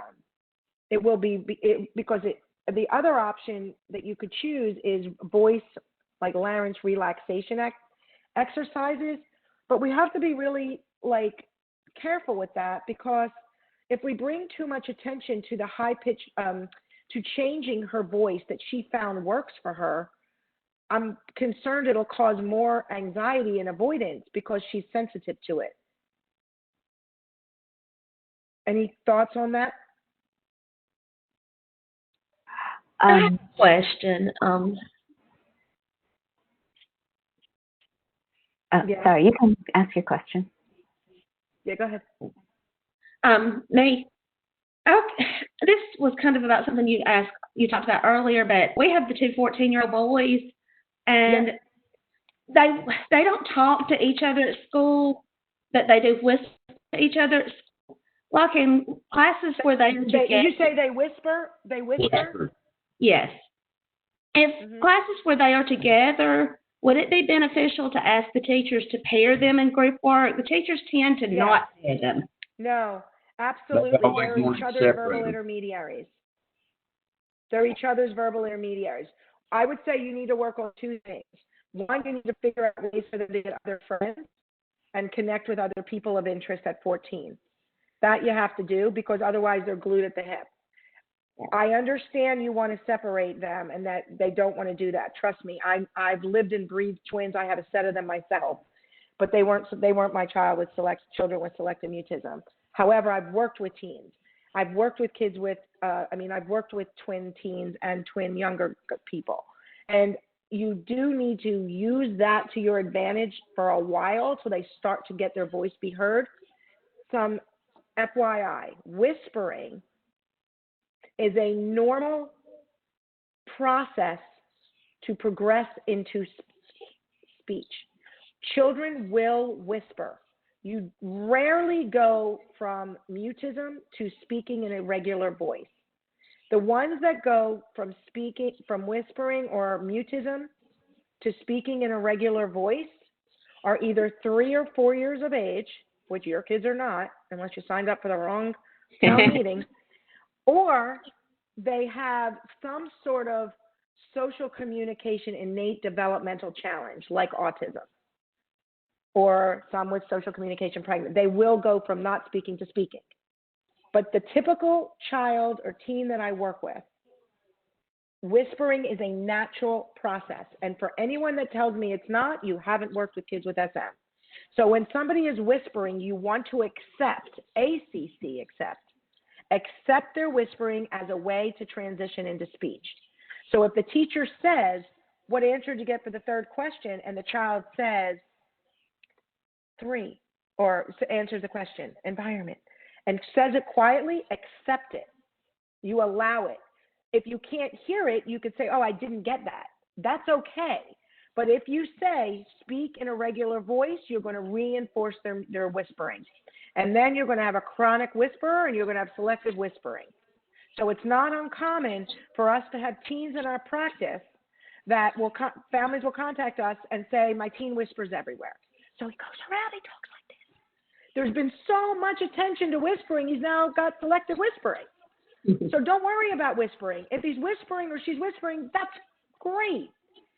The reason your child is whispering is she doesn't have verbal confidence with the majority of individuals in the room, even just one. So for my kids that are speech phobic, that transition into speech, they transition using a whisper voice all the time. In addition to that, they will whisper to people they're verbal with if there's one person in that room that they are not verbally confident with, that they don't feel that heard their voice. So that's why small groups away are important. Your child that speaks to a friend at home and goes into school and totally mute, they're not trying to piss any of us off. They just can't do it because those other people in the room are people they're not verbally confident with. So we need to transition them step by step. And for many of those kids, we have it. This is where I'm verbal. I answered this question. Next step, next step, next step. And then in school, simultaneously, we're setting up opportunities with kids to buddy them and pair them with. And whether it's an activity or strategies we use and how we use them, they start to add people. So we're going to ask questions around the same kids all the time. It's much harder with teenagers because they switch classes all the time. So it's way harder than if you're in elementary school and you can have a friendship group and a lunch bunch group and you're with the same kids from 8 to 5. So it is harder, no question. But if the teachers are aware and their IEP or 504 is set up properly, the kids will they will start to rise to the occasion because we're setting up the strategies. We are not relying just on the child. It's don't wait, facilitate. Teachers have to be trained. They have to meet with their teachers. The teachers need to know how to question them, where to question them, when to question them. So something I always tell people, I always say is when someone says to me, oh, my child has an IEP and she has a small group in the room. They do this work in the room and she does small groups out of the room. So she has all of that in her IEP. And I'll say back confidently, what are they doing in the small groups? How are they asking questions in the small groups? Who's included in the small groups? Do you see where I'm at? I don't know what they're doing in the small groups. They can have all the small groups in the world if they're not doing it the proper way. So comfort precedes communication, and progress doesn't happen in a group. So we have to build social comfort away from the group. With teams is areas of interest. We need to think about a 504 and an IEP, and there should be somebody that we connect with. With our families that we work with, when we see them, we recommend school consultations. Why? Because we did our original research and we didn't work with the schools, and the kids didn't make as much progress because the teachers were not educated. So teachers and schools need to be educated. There needs to be some sort of stepwise plan that's not complacency, that allows for progression. Those are the interventions in an accommodation plan. So for anyone that's being accommodated and no interventions, you're only going to stay here. The contaminated environment, I know that's a term that people use a lot. I don't believe in contaminated environments. I believe there's environments that your kids are kind of stuck in. It's not contaminated. Here's how I know. Because there's ways to get unstuck by finding the right strategies to use, plain and simple. So if you want to say it's a conditioned environment, that's fine. If you want to use the word contaminated, I'm okay. But don't say if I move schools, my child will overcome it, because it doesn't work that way. If they're 4 or 5 years old and they see themselves mute in a specific setting and sometimes going somewhere else or doing something else, they might start to speak. But with a teenager, I don't think so. And it's really about understanding the child and picking the right strategies based on their stage of communication and their factors. I know I keep mentioning this to you, and we can certainly continue to talk about what those common strategies are, but it is always based on what I said with the bridge and the whys. It's also based on honoring the golden rules, that progress doesn't happen in a group, and we have to find ways for social connection, comfort, focus away from the group, clubs, activities, teacher-directed, teacher-facilitated, parents-facilitated, educating others, asking a choice question, using visuals. One of the reasons I use visuals and choices is because it minimizes their need to think and process. So when things are scripted out, when you hear a choice, especially the last answer right, like, do you want this or that, and the last answer is the correct answer, you don't need to think about it. It's right there. You don't need to process. So action plans, common questions, give your order, looking for things in a store. There are thousands of ways to do give my order game. There's thousands of strategies. There's thousands of ways to do looking for things in a store. And what I say to my teenagers, because sometimes I've had a parent say, well, give my order game. I mean, she's not 5. And I'll say, well, she's not going up and using her, playing little games. She's doing a specific goal that is allowing her to make progress. So it's a goal to make progress, and it's at her age level. So it's written out in words, and she has a goal to do, and we accomplish it at the stage that she can accomplish it at. So it's by no means juvenile. I mean, adults work on these goals. If you can't hand money to a store clerk, it's not about 5 years old. It's about you can't hand money to a store clerk. And why is that? Well, every time we go out to a loud, large, lots of people environment. Well, guess what? Don't do it. Let's find other places that you go, the same 3 places you go, and so forth. So I think it's important that we set it up based on that child's kind of unique needs and things like that. And I think you're going to see progress just from setting it up that way. Does anyone have any questions on that? I know we talked about a lot, but it is about minimizing their need to think and process. As children get older, I mean, let's be honest, and it hits around middle school, which is why we're doing this meeting, they start to really suffer from the ramifications of their untreated anxiety or misdirected anxiety or their, and so forth. And that's frustrating to hear as a parent, because you're going to say, I've had my child in treatment since she's 5. I mean, it's really frustrating to hear that she's now having panic attacks or she's depressed now. Like, we tried to treat her anxiety and I feel really bad and I don't know what else I could have done. Don't beat yourself up. You did everything right. It's just that maybe, as she's changed, things changed, and now you're learning things a different way. And I will say that as kids get older in the middle school, you start to see panic attacks more, or anxieties, and you do see kids become more depressed. But if you recognize it and they are in a proactive program and their confidence building is occurring in different areas, you will avoid that. These kids don't stay depressed. I don't have a lot of depressed kids that I work with. It's very interesting. There are some, and if they are there, they're in the middle school and older. It's rare to see them in the younger years. So it does hit in this age range. And we do need to see the signs of that. And we do need to think about medication, which we'll talk about. But it is about, does your child understand? I talked about acknowledgement and assessment. Do they understand their challenges? Are they able to assess between 0 and 5 when something's hard or easy? As children get older, it's hard to do because they're more avoidant. When they're younger, it's more scary to do.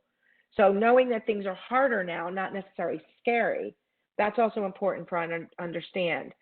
So we've tried relaxation techniques. Any other suggestions? One, is your daughter aware of her social communication challenges? Is she working in an active program where she can get the appropriate support for that? Are the teachers educated? Does she have friends? Does she want friends? So there's a lot that goes into this. I would say you could do all the relaxation techniques you want. That's certainly going to help, and meditation for panic attacks.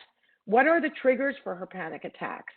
Is it hungry? Is it tired? Is it overstimulated? Is it understimulated? Is it social events?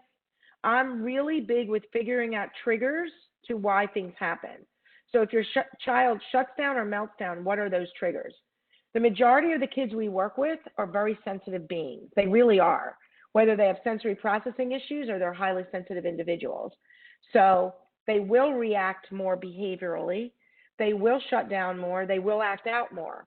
So what are the triggers to that? The most common triggers are hungry, tired, overstimulated, understimulated, frustrated. They're not able to explain themselves the way they want to. I don't know. Do they have is it difficult for them to put their thoughts together to say them? So I would say definitely meditation works great for kids with anxiety because it helps, calm their mind. We've had families that will integrate that into their home life. So everyone is doing it, just even a walking meditation. Calm, Headspace are really good apps that families use. There's tons of free apps as well. Going out for a walk, exercise is really important. Sleep, what are they eating? I could go on and on. Like I said, this could last forever, frankly. But I would say, what are the precursors to panic attacks? And if it's about social communication, then you need to back up to move forward and say that she needs more understanding. She needs to be in control of her social communication, and she'll have less panic attacks. That's my guess. And if she has enough of them and she's really anxious, my suggestion would be to consider a low dose of medication, and I'm going to get into that in a minute. Any questions? Yes. Sure. Can you recommend or do you have a special phrase that you teach to teenagers that can encompass kind of their inability to answer a thought-provoking question so that they can write it down and know that if a teacher, rather than sitting there and not, responding, is there a phrase to say, I have a tough time with really long thought-provoking questions. Let me think about that and get back to you. Or what do you recommend? Well, if that's an innate challenge, they should be aware that open-ended thought-provoking questions are hard for me. So we call them WH-based questions. So you have choice, direct, and open-ended questions. So open-ended or WH-based, what, when, where, and how. Why is this happening? When is this happening? Where is this happening? And it creates opportunities for them to have to think and process. That's why we go down to the way we question, the ability to write and read scripts, things like that. Reading the directions in a small group versus having to explain the directions.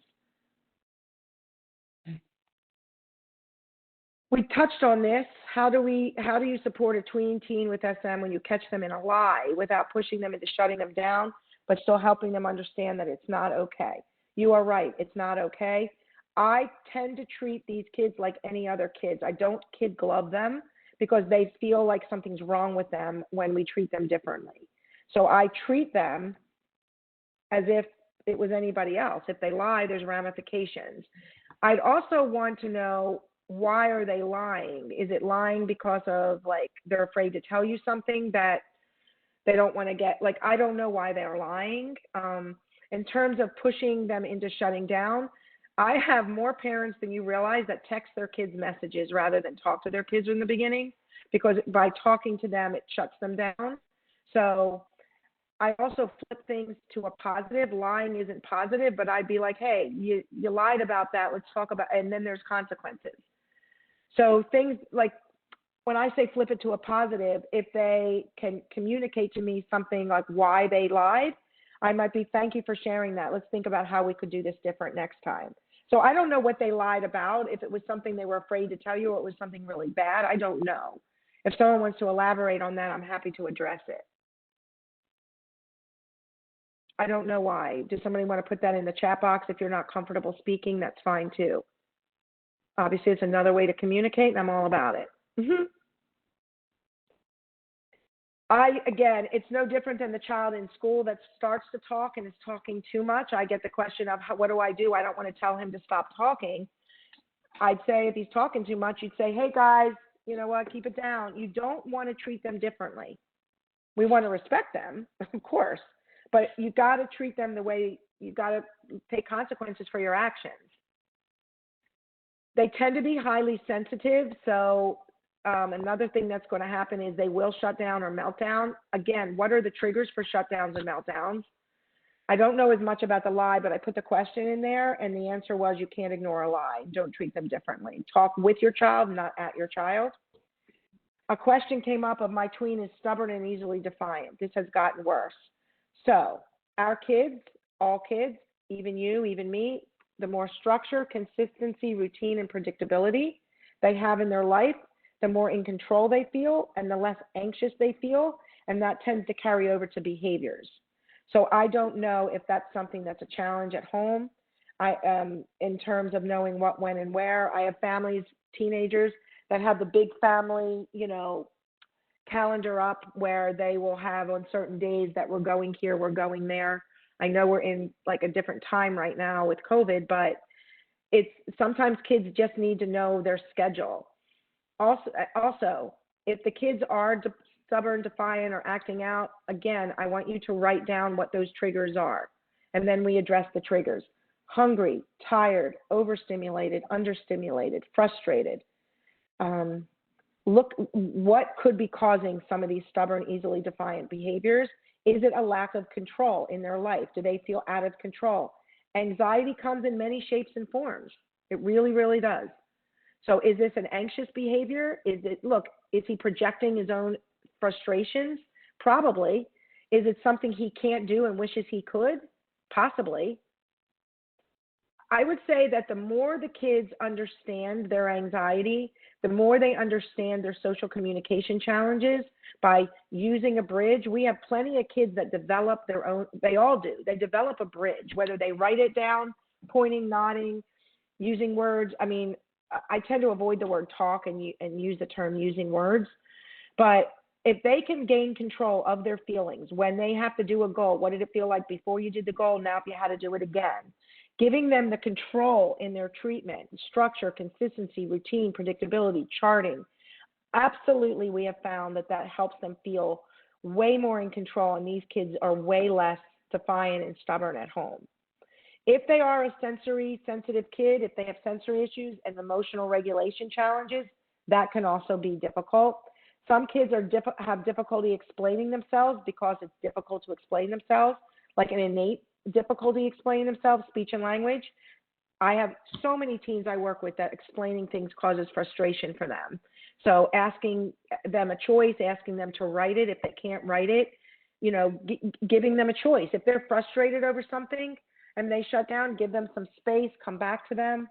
Does anyone want to ask or have any comments on this? All right, moving on.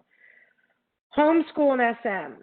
I can't tell you how often I get the question, I get told, or have seen or been told that on the forums, Dr. Chipon-Blum doesn't like homeschooling. That can't be anything far from the truth. That is not true. What I am against is lack of social communication opportunities. If you want to homeschool your child, homeschool your child. But if your child does not have adequate social communication opportunities, then no, it's not good, because you're preventing the inevitable and you're creating more avoidance and more resistance. We have families that come to us that like a 12-year-old child literally has one activity once a week in a big rec forum, and then once a month has a small group opportunity of all different age kids. That's it. And when I ask them what their goals for treatment are, it's, I want my child to be able to have conversations with other kids. I want her to be like all the other kids. So I will say to them, well, let's think about how your world is. I would say to them, comfort precedes communication, and progress doesn't happen in a group. So are there kids that your child has connections with socially? Well, not really. Then we need to figure that out. Every time she's going out once a week, it's to a big gymnasium. She happens to be a sensitive kid, so loud, large, lots of people environment. That's not where she's going to make progress. She needs to build social comfort. She needs to have a relationship. So we need to figure out, how do we get that ongoing? Sometimes it's the families that create their own homeschool classes at their own homes, because being at your own home is more comfortable than being somewhere else. So I am not against homeschooling. I'm against lack of social communication. It is impossible for somebody that has this tendency to be either very timid or have those other Y's of SM to become a confident social communicator if the opportunities are not there. It's just a fact. It's not related to homeschool, but it's kind of related in the sense that there's no, if I have a child that speaks a different language, they speak and hear Spanish all day long. They never speak English, but the child is in an English-speaking school. How can he or she become comfortable speaking English if there's no opportunities other than the school environment, which is a big environment? So in other words, we've got to create opportunities that create social communication. They need to be at a stage and level that they need to function at the stage that they can, and they need the opportunities. My daughter homeschools but competes in dance class. Her two teachers yell at her, which, by the way, that really stinks. And she shuts down. First thing I'd say is I wouldn't even have her in this class. The first thing I thought of, she shouldn't be in this class. It's tormenting her. It's like almost like abusive. So they yell more. My daughter is hysterical, and when she gets into the car, like I guess she melts down. I've educated them about SM. How do I handle this with the teachers and my child? Well, first of all, I would give this a really long, hard thought of, is this something you really want to do? Because to me, I'm not sure. If she loves dance, there has to be other opportunities, even if you create dance at home and invite people over. But I would not have her in a school where teachers are yelling at her. That's abusive, frankly. And what are they yelling at her about? What she's doing or not doing? Maybe she's a really sensitive kid, and it's an environment that's loud. Maybe the music is loud. Maybe the person is loud. Maybe they're not yelling, but maybe they're talking loud. Again, I don't know, but I would talk honestly with my child. I mean, she's a teenager or a tween, and say, hey, I just, wanted to talk to you about this. If this is something, maybe we shouldn't do this. Let's talk about like how you're feeling here. I think we need to respect your child. If she's hysterical, think about something. If your child has a gift for dance and she's around instructors that are yelling at her, that gift for dance is going to be literally squashed, because it's like learning to play the piano and excited about it, but your piano teacher yells at you and slaps your finger. Believe me, I just heard that story. So that kid isn't going to want to play the piano because that teacher is making him or her feel really, really bad. So this takes a long, hard look, frankly. Okay. Let's talk about medication. I decided, I have an entire webinar on medication, and we did get a lot of questions on medication. And what I'm going to do is I'm going to have Alex send you all the webinar on medication as a gift from me to you, because I feel like I could spend an hour talking about all the questions you guys had on medication. But what I would say is I want to address the common things here and related to teenagers. The webinar just has a lot of information on medication, so it's just my way of giving you more info. My daughter is 13. I had her on the lowest dose of meds for almost a year, and she went from talking to one child to talking to 25. She never started talking to adults or teachers after 6 months. I put her back on it, but it did not help anymore. So with stay at home, I took her off. I don't want to use meds long term. How do I decide if she should be on meds? Here's how I would answer that particular question. What strategies is she working on to progress her into verbal communication, or to progress her across the bridge into communication with her adults and teachers? Are they using the verbal intermediary? Are they asking her to write and read? Is she able to talk at all to a teacher? If not, is it in the middle of the classroom that you're trying to get her to do this? I would say a very viable approach for a 13-year-old would be the use of an intermediary, since she talks to kids. So this or that, tell Rebecca, repeat without eye contact. That's a wonderful strategy. You never want to use medication alone. So if we're using it just because she's not talking to adults, I would say, let's pull back and say, hey, let's think about what are the best strategies for her based on her baseline stage of communication. Then we pick the strategies and she progresses. If her anxiety is so high that she can't do it, then yes, you might want to consider it. I'm going to get into the length of time in a minute. Somebody wanted to ask a question? No? My daughter does not want to do anything. That's like a typical teen. I don't know that they have to have SM. She does not want to leave her comfort zone. Thinking about starting medication to help with the start of high school. Which medication works best, and can it be temporary? Okay. So teenagers tend to resort to their room a lot. That's normal. They tend to kind of need their space, so that's normal and typical. She doesn't leave her comfort zone. If you mean social communication, then there needs to be some sort of plan in place to help her develop social communication skills. So that is what I would say with that. Her comfort zone is she doesn't know what to do or how to do it. So I would, consider literally what types of goals is she working on, for sure. Thinking about starting medication. I'm not opposed to it. The older the child, the more learn and condition. So I'm more likely to recommend medication to a child or a teenager than I am a younger child. I will say that all of our research, which was from ages 5 to 12, and that was just because of the measures we used, was children that were not on medication, because medication, you don't know if it's the medication or the treatment. So our research that showed the statistically significant progress over each and every visit was without the use of medication, but relying on the SCAT strategies.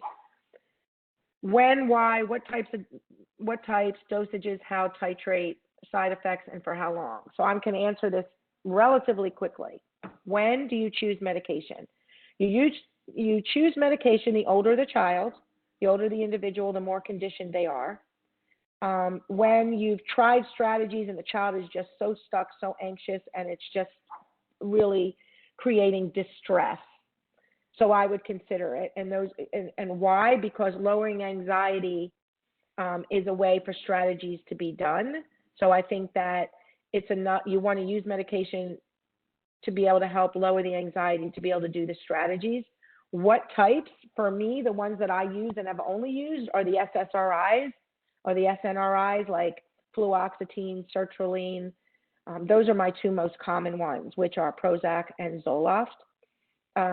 Why do I use those more? Honestly, just because I'm used to it and it works. But there's plenty of others that you can use, and I'm not opposed to them. I don't give kids benzodiazepines like Xanax and Ativan because, one, it causes short-term memory loss. It also isn't meant to be used long-term, and it makes them very tired. So I don't use it on kids. So I don't have any comments on that.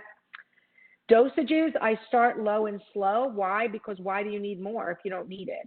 I have found that the majority of kids, if we can start them, if it's a teenager, believe it or not, on anywhere from 2.5 to 5 milligrams of either Prozac or Zoloft.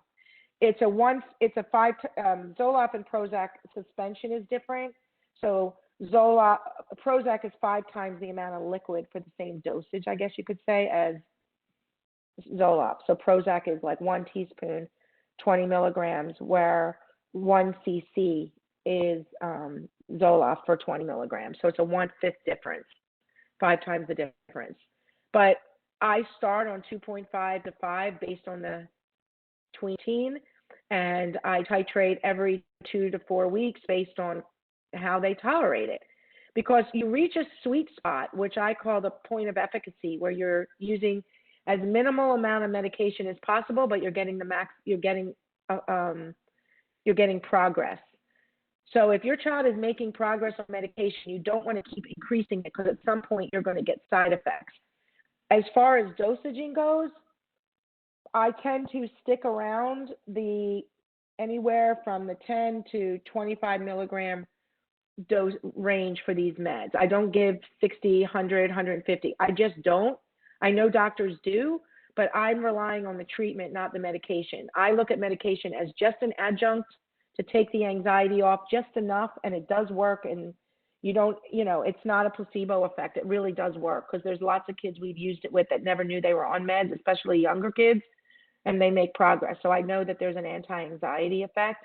My goal for medication is anywhere from 6 months to a year, sometimes longer, depending on the age and what other things may be going on. Remember, some kids as they get older have more anxiety. Some may have some depression. Some have comorbid issues like sensory issues, and it's just things that cause more anxiety. And so we might use it longer, but no, I don't see this as long-term. I want to tell you something. It works well with like social anxiety and anxiety in general, like generalized anxiety. But here's what I want to tell you. This is something that's interesting. Okay, so you know how you think of SM in terms of being timid and maintenance of SM, all those Y's of SM? I can tell you that the less shy a child is, the more these other reasons are affecting their mutism.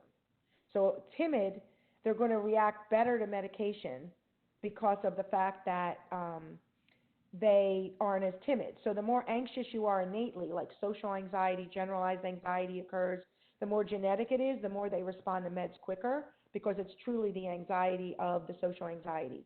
But things like language issues, processing issues, they get anxious from it, but we've got to be addressing those other issues. Does that make sense?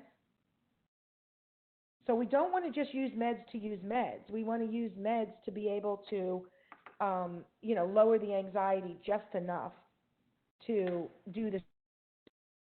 I feel confident.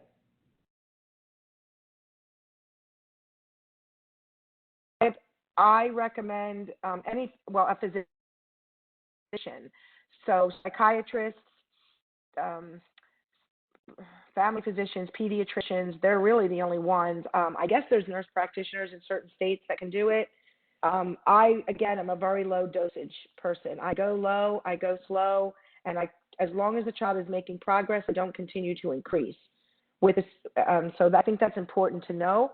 Side effects, if you dose low and slow, so if you start at, let's say a 16-year-old at 5 milligrams, in a week I say, are there any side effects? Does the child seem more excitable? Do they seem more hyper? Are they having any sleeping issues? Anything going on? If not, let's increase it. Maybe we can increase it to 7.5 milligrams in the next week or two. And then they're doing the strategies. I never use medication alone because if you use it alone, you're not learning the coping skills, which are part of the strategies. Understanding your feelings, knowing how to chart, knowing how to bridge up, knowing how to bridge down. And so we need to learn that. You can't just rely on medication, else you'll come right off the medication and boom, the child starts to regress because they never learn the coping skills.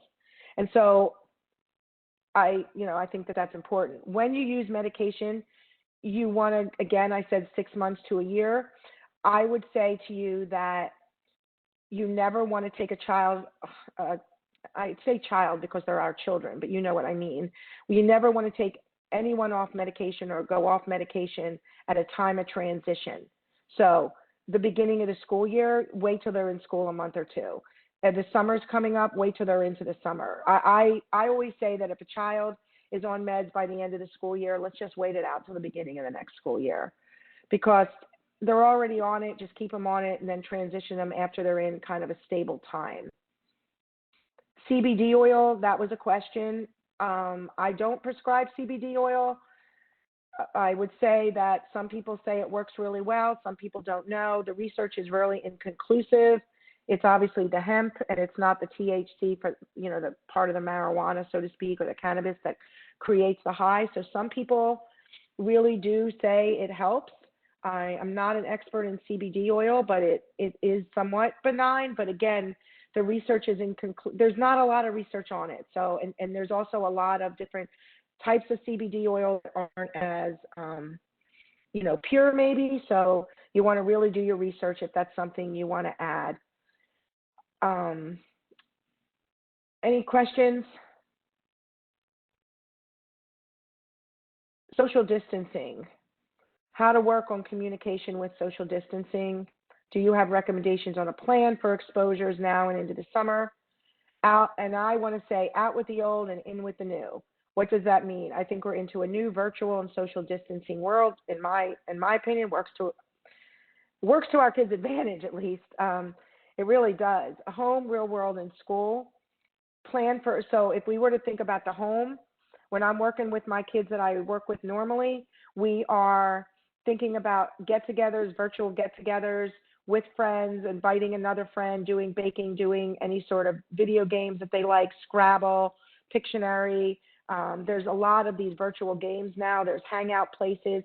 But if you're going to do it, there should be a focus. A friend could invite a friend. I have a 13-year-old who just loves slime. So she had a slime party recently, and she had the directions to the slime. And because she couldn't read, meaning she was verbal, she read the directions and she felt good rather than just sitting there staring into the screen. So giving them a role into what they're doing, creating a small gathering for them, maybe an ice cream party or maybe a cupcake baking party for some of the young teens. For the older kids, it's finding some sort of area of interest, and they may be not wanting to do that. Look, if they don't have any kids they're connecting with now, you can't force them to do that. But you can have family gatherings, like one of you mentioned, extended family, and your teen was resisting that. So maybe you do a family dinner, and they're at dinner, and it's not about your teen, but they're at least present. Or, a happy hour without the drinks for them, obviously.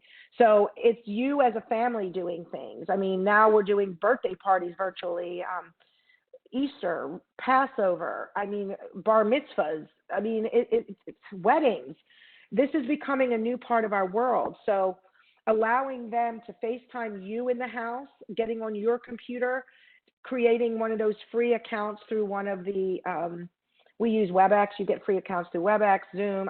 There's lots of platforms for you, and maybe there's siblings in the house to get them used to it. Maybe you're in your room and you're doing like some sort of, you're talking to them through the computer. So you do want to get them used to the computer. That's going to be the new world. For some of you that are part of this gathering, some of you are on video, others of you turned your video off. So maybe they're part of it, but they're using the chat box. I'm okay with that as a step in the process. The question becomes, even in school, like there's no continuity here. Some kids are getting assignments emailed to them. There's no virtual classroom.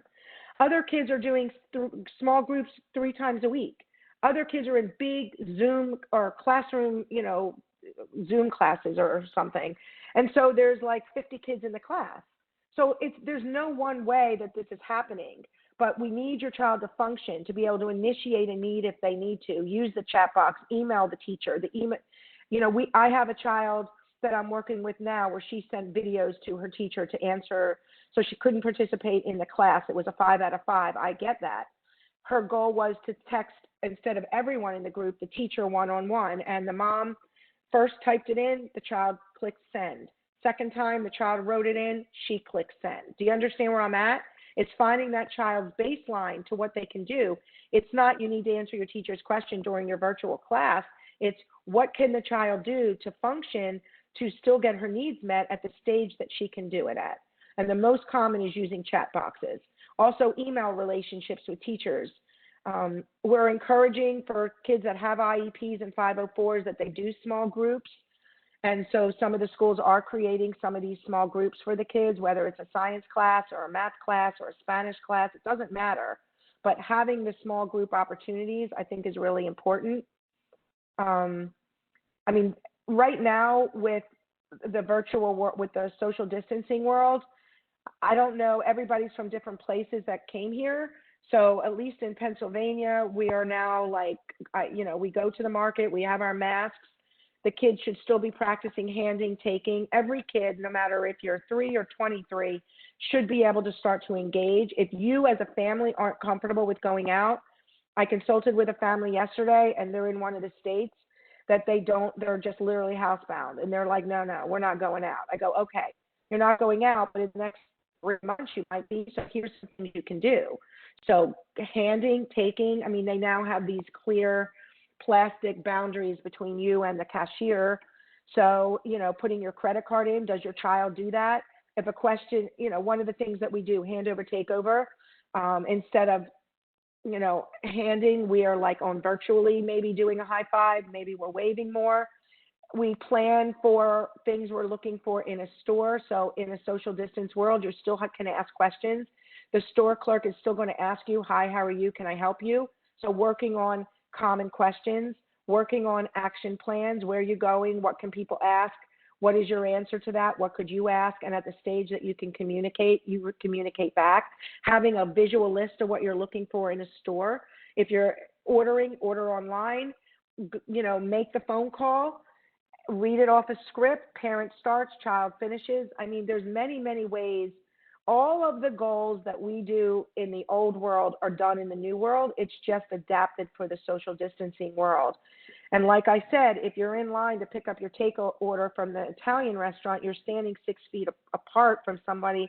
But when you go up, the person says, what is your name? So you have to give your name. So you plan that out. You could be, and so some of our kids do well with humor. So you might be able to say, something like, well, should we use our, I don't know, you could use humor. I mean, some of the kids do well with humor. But again, I try to work with these kids to help them become proactive in their treatment. So I will say to them, here's a goal. Just going to the takeout place is a goal for some kids. Driving to that place is a goal. Answering your parent's choice question, having the script. Parent goes, did you want to get the pepperoni or the plain pizza? Plain. Child doesn't answer, parent leans in. Pepperoni or plain, tell me. I mean, this is how we have to work with the kids. So it's really planning a step-by-step treatment based on their unique needs, really. Does that help? Do you have any questions regarding the social distancing virtual world? Because what I just simply did was take your questions and elaborate on them.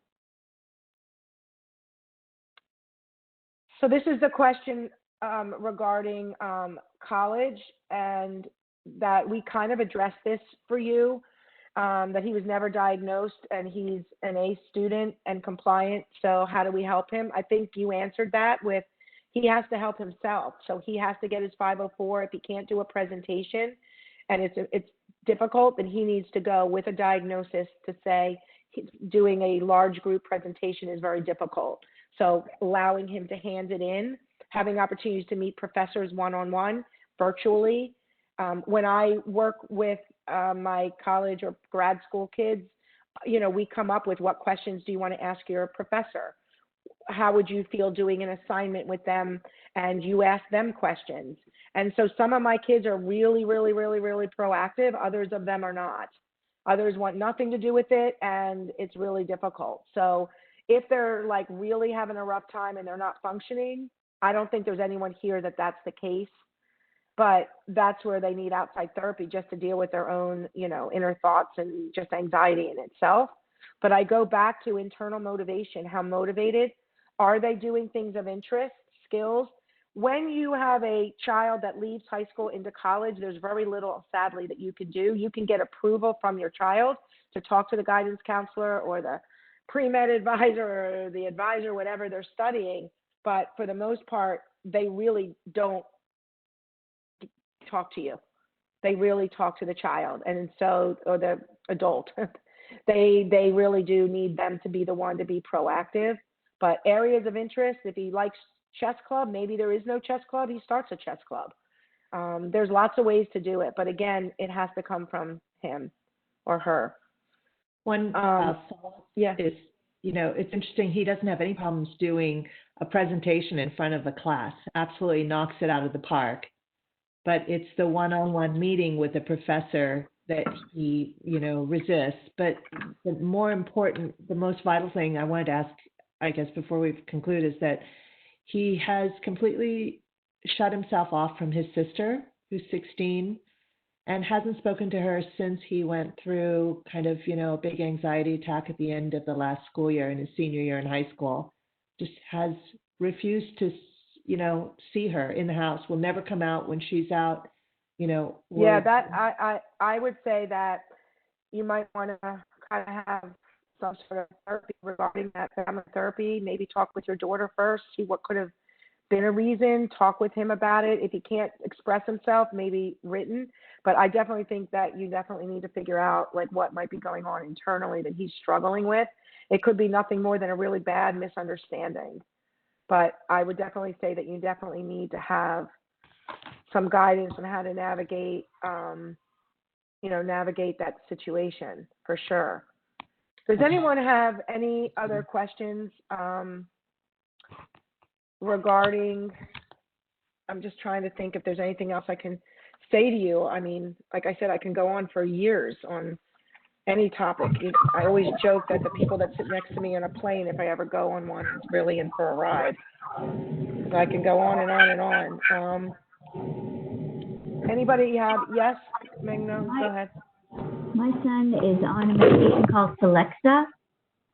Yes. And they upped his dose to 30 milligrams. Okay. And it seems to be helping mood-wise and, giving him, like more interest. But as far as the social anxiety part, he's not really able to talk to strangers and things like that. People he doesn't talk to on a regular basis. So one thing there's two comments I have to make on that. Number one is, and I may not have touched a lot about this on the medication piece, but I'm not saying 30 is too much, so I'm not at all saying that, so please don't misunderstand that. We do need to be careful with lack of progress and continuing to raise the meds, because you get to a point with the meds that they start to cause side effects like focusing issues, distractibility. Can everyone mute themselves except, you can all mute yourselves now. There's a background noise again. Anyway, okay. So they become distracted. They get focusing issues, almost ADD, ADHD type symptoms. And then they're not sitting still. They're not doing their schoolwork.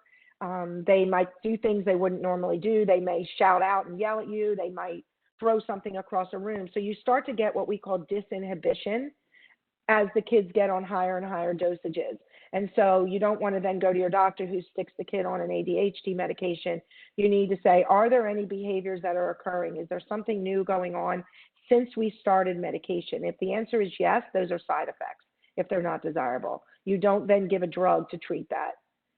So I have kids that are bedwet, and they're not necessarily 5. They're older because they started on meds and they started bedwetting. That's really embarrassing for them.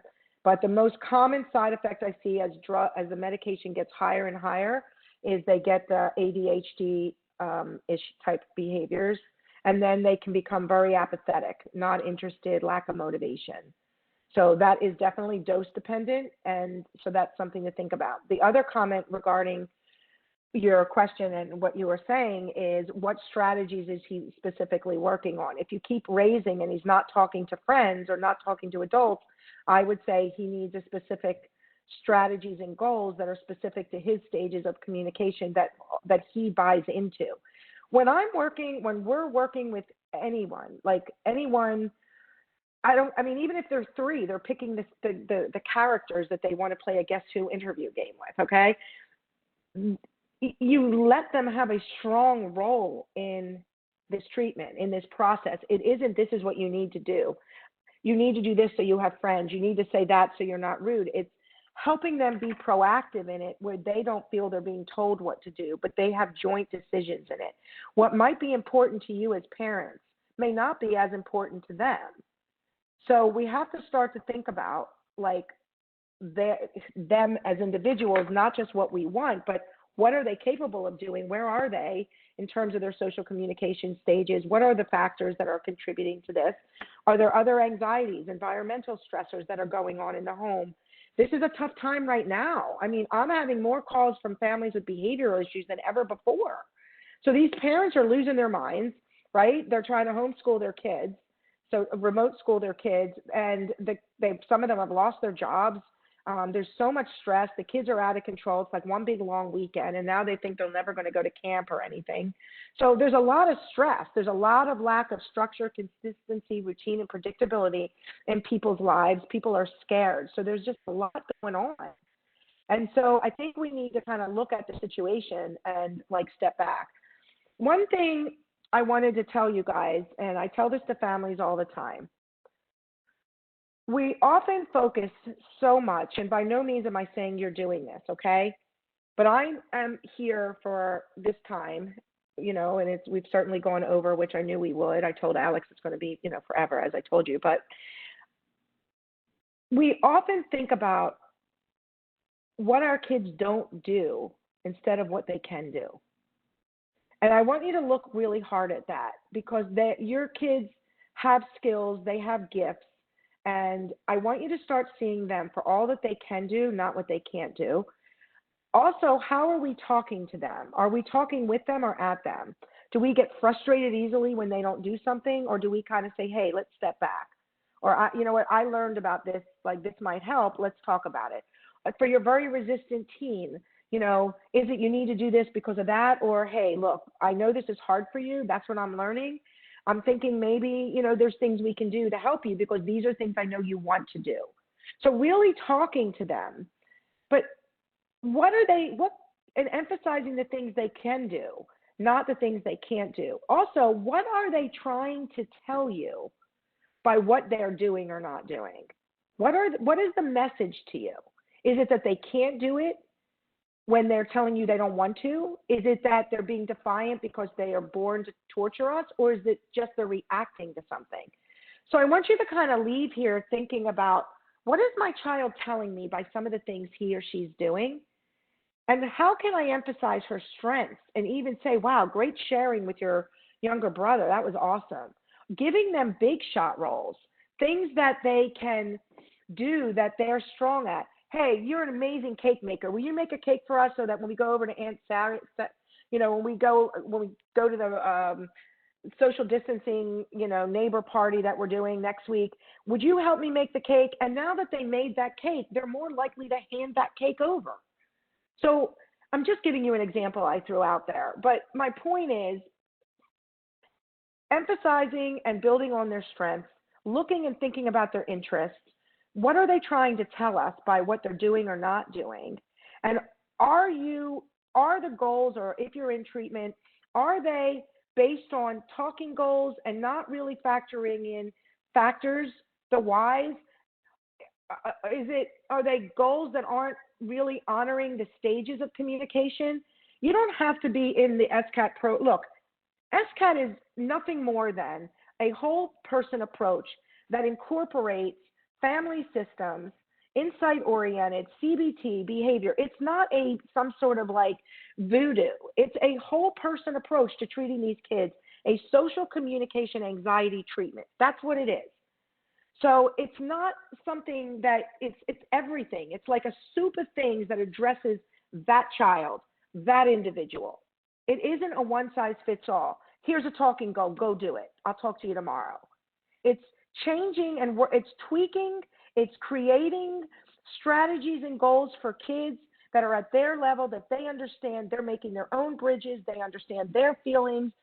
And it's training parents to know how to facilitate, to know how to bring their child into social communication opportunities, to know how to talk to their child. It's helping teachers know how to facilitate. It's setting up the proper accommodations and interventions to allow for progress with one-on-one peers and teachers, small groups, large groups, helping them become confident social communicators. That's all it is. That's what it is.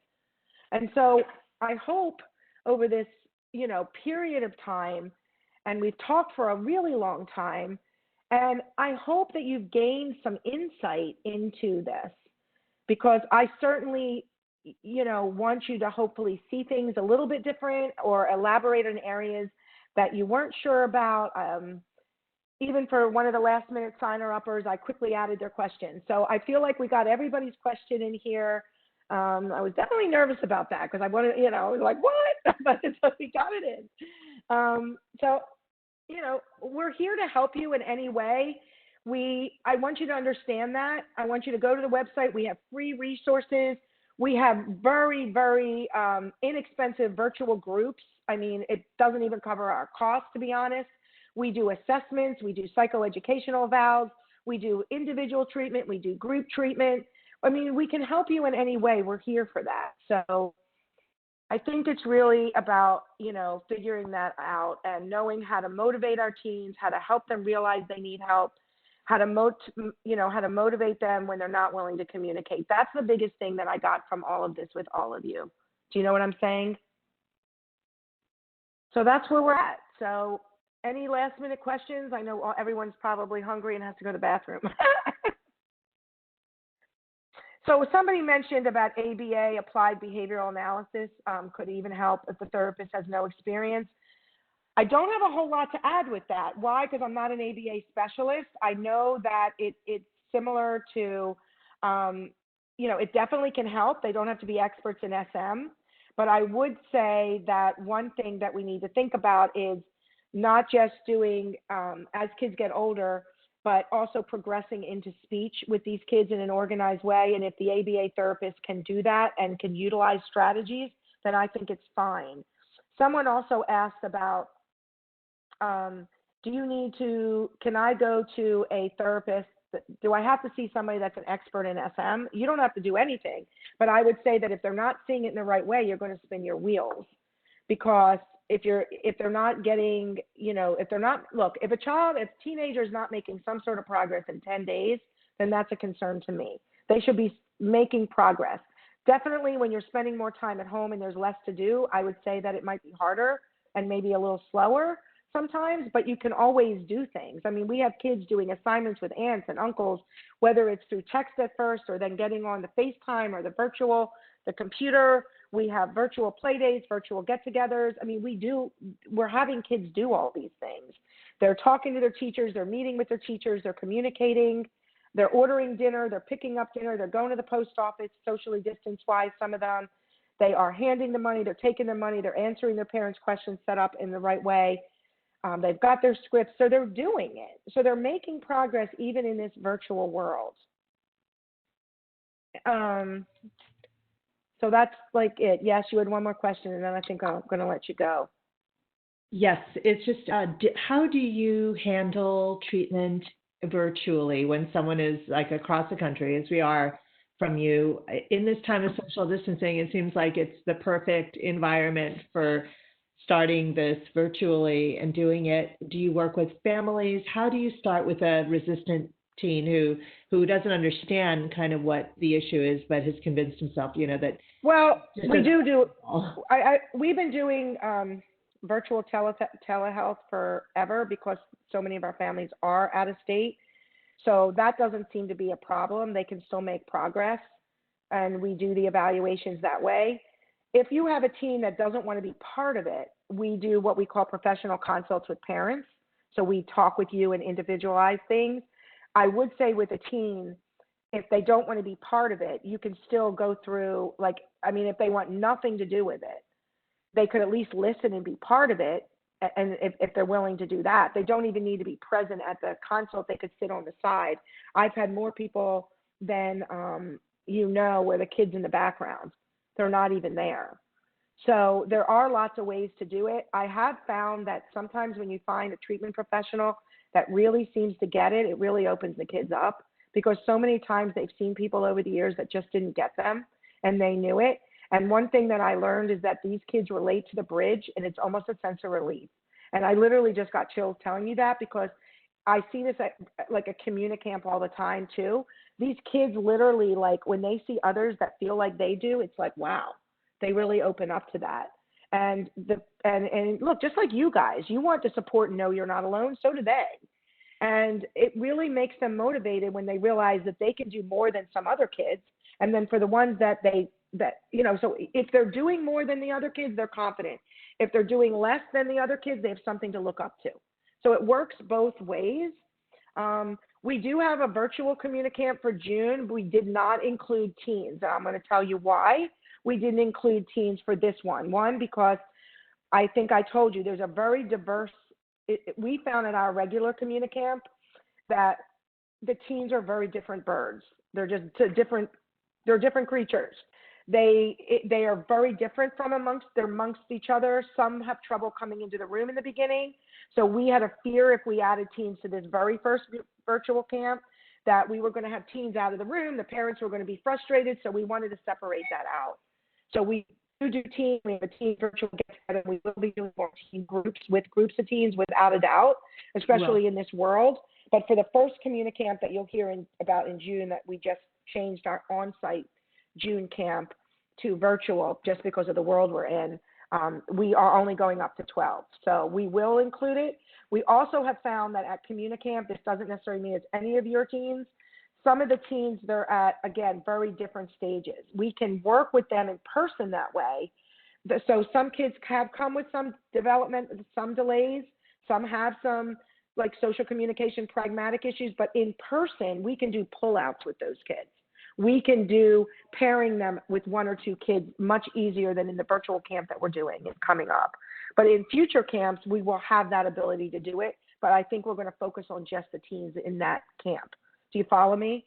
It's not going to be integrated. Whereas in person, it's way easier to integrate younger kids and older kids, but not virtually. We're not comfortable with it yet.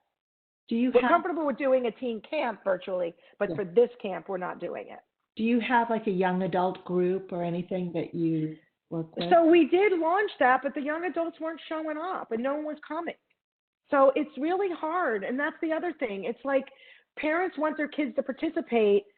So the other thing, like with the virtual Communicamp, it's it's integrated where parents are part of the virtual experience for this camp. What we're concerned with is what I told you earlier, is that our teens tend to do less with their parents present.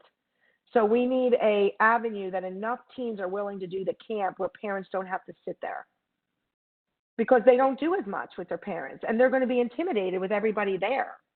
So it is a challenge with teens compared to the younger folks. Younger folks aren't as sensitive to that, and they don't tend to be as shut down around their parents. I mean, it is based on parenting style, but 9 out of 10 teens, like literally with their parent there, just look to their parents. They do just very little. It just occurs to me that the self-consciousness in the teenage years, sometimes, you grow out of it, but do you see young adults in their young, like early 20s growing out of some of their, anxiety surrounding self-consciousness, self-image, that type of thing? I mean, I hate to use the word grow out of. I would say that if they're starting to find areas of interest, yes, you emphasize that. But if they have innate anxiety and all of that, I would say that they should have some support. So here's the word: functioning. Socially, emotionally, communicatively functioning. Are they functioning in those areas? If there's areas that they're not, that's when it needs to be addressed. You may not like the things that they're doing. They may be like, you may say you should be talking to the kids in your class, but your child is such that, no, he does better one-on-one and he's happy with 2 friends and that's all he needs in his life. I work with a lot of families where I have to say, these are the parents' expectations. This is what the child really wants. He doesn't need to have a million friends, just because the mom is Miss Social Butterfly. Let me tell you something. I'm a parent of a child that had SM. One of the things I learned early on with Sophie was that she had an innate timid temperament. She didn't need what I needed. She didn't need a million friends. She was happy with 1 or 2. So I learned very early, like, wait, this is what I want her to do. It doesn't mean that's what she wants. So she's grown up into a confident adult now. She's a 4th-year med student, and she's Sophie. But my Jenna, who some of you know, who works at the Smart Center and is getting her doctorate in psychology, she's a little me. She's Miss Social Butterfly. She goes in and out of the room. Sophie's more poised about it. She functions in groups. She does great. She has no problem communicating. But she gets overwhelmed easier than, let's say, Jenna and I do. Do you see what I mean? Oh, yeah. So everybody's different. And I want you to really look at your kids. I want you to think, who are they? Let me think. You know what? She is more kind of, she needs her R&R days. I don't. She does. I'm not going to fight her that she needs to do X, Y, and Z. If she does her homework at 10 o'clock at night and you want her to do it at 3 o'clock, pick and choose your battles. Because that's one thing that's coming up with the virtual world is I want my kid to get her homework done. I don't want her to do it at 10 o'clock at night. She may be 10 o'clock at night kind of kid. If she's getting her work done and she's sleeping and she's functioning, lay off. Dr. Shippington, this has been amazing. Thank you so much. Well, I was trying to come up with a way, especially now, we get so many calls about teens, tweens, and we treat so many of them, and it's like, I just feel like I could talk forever on this, and I'm just so glad to have the opportunity to talk to you guys, because if you get one thing out of this, and it gives you a new perspective, then it was a huge success. So I thank you guys. Thank you for everything and being here and your amazing questions. And we will send you a tape of this. And yeah, thank you. Thank okay? you so much. Go get something to eat. Bye. All right, bye-bye. Sweet, excellent. Thank you.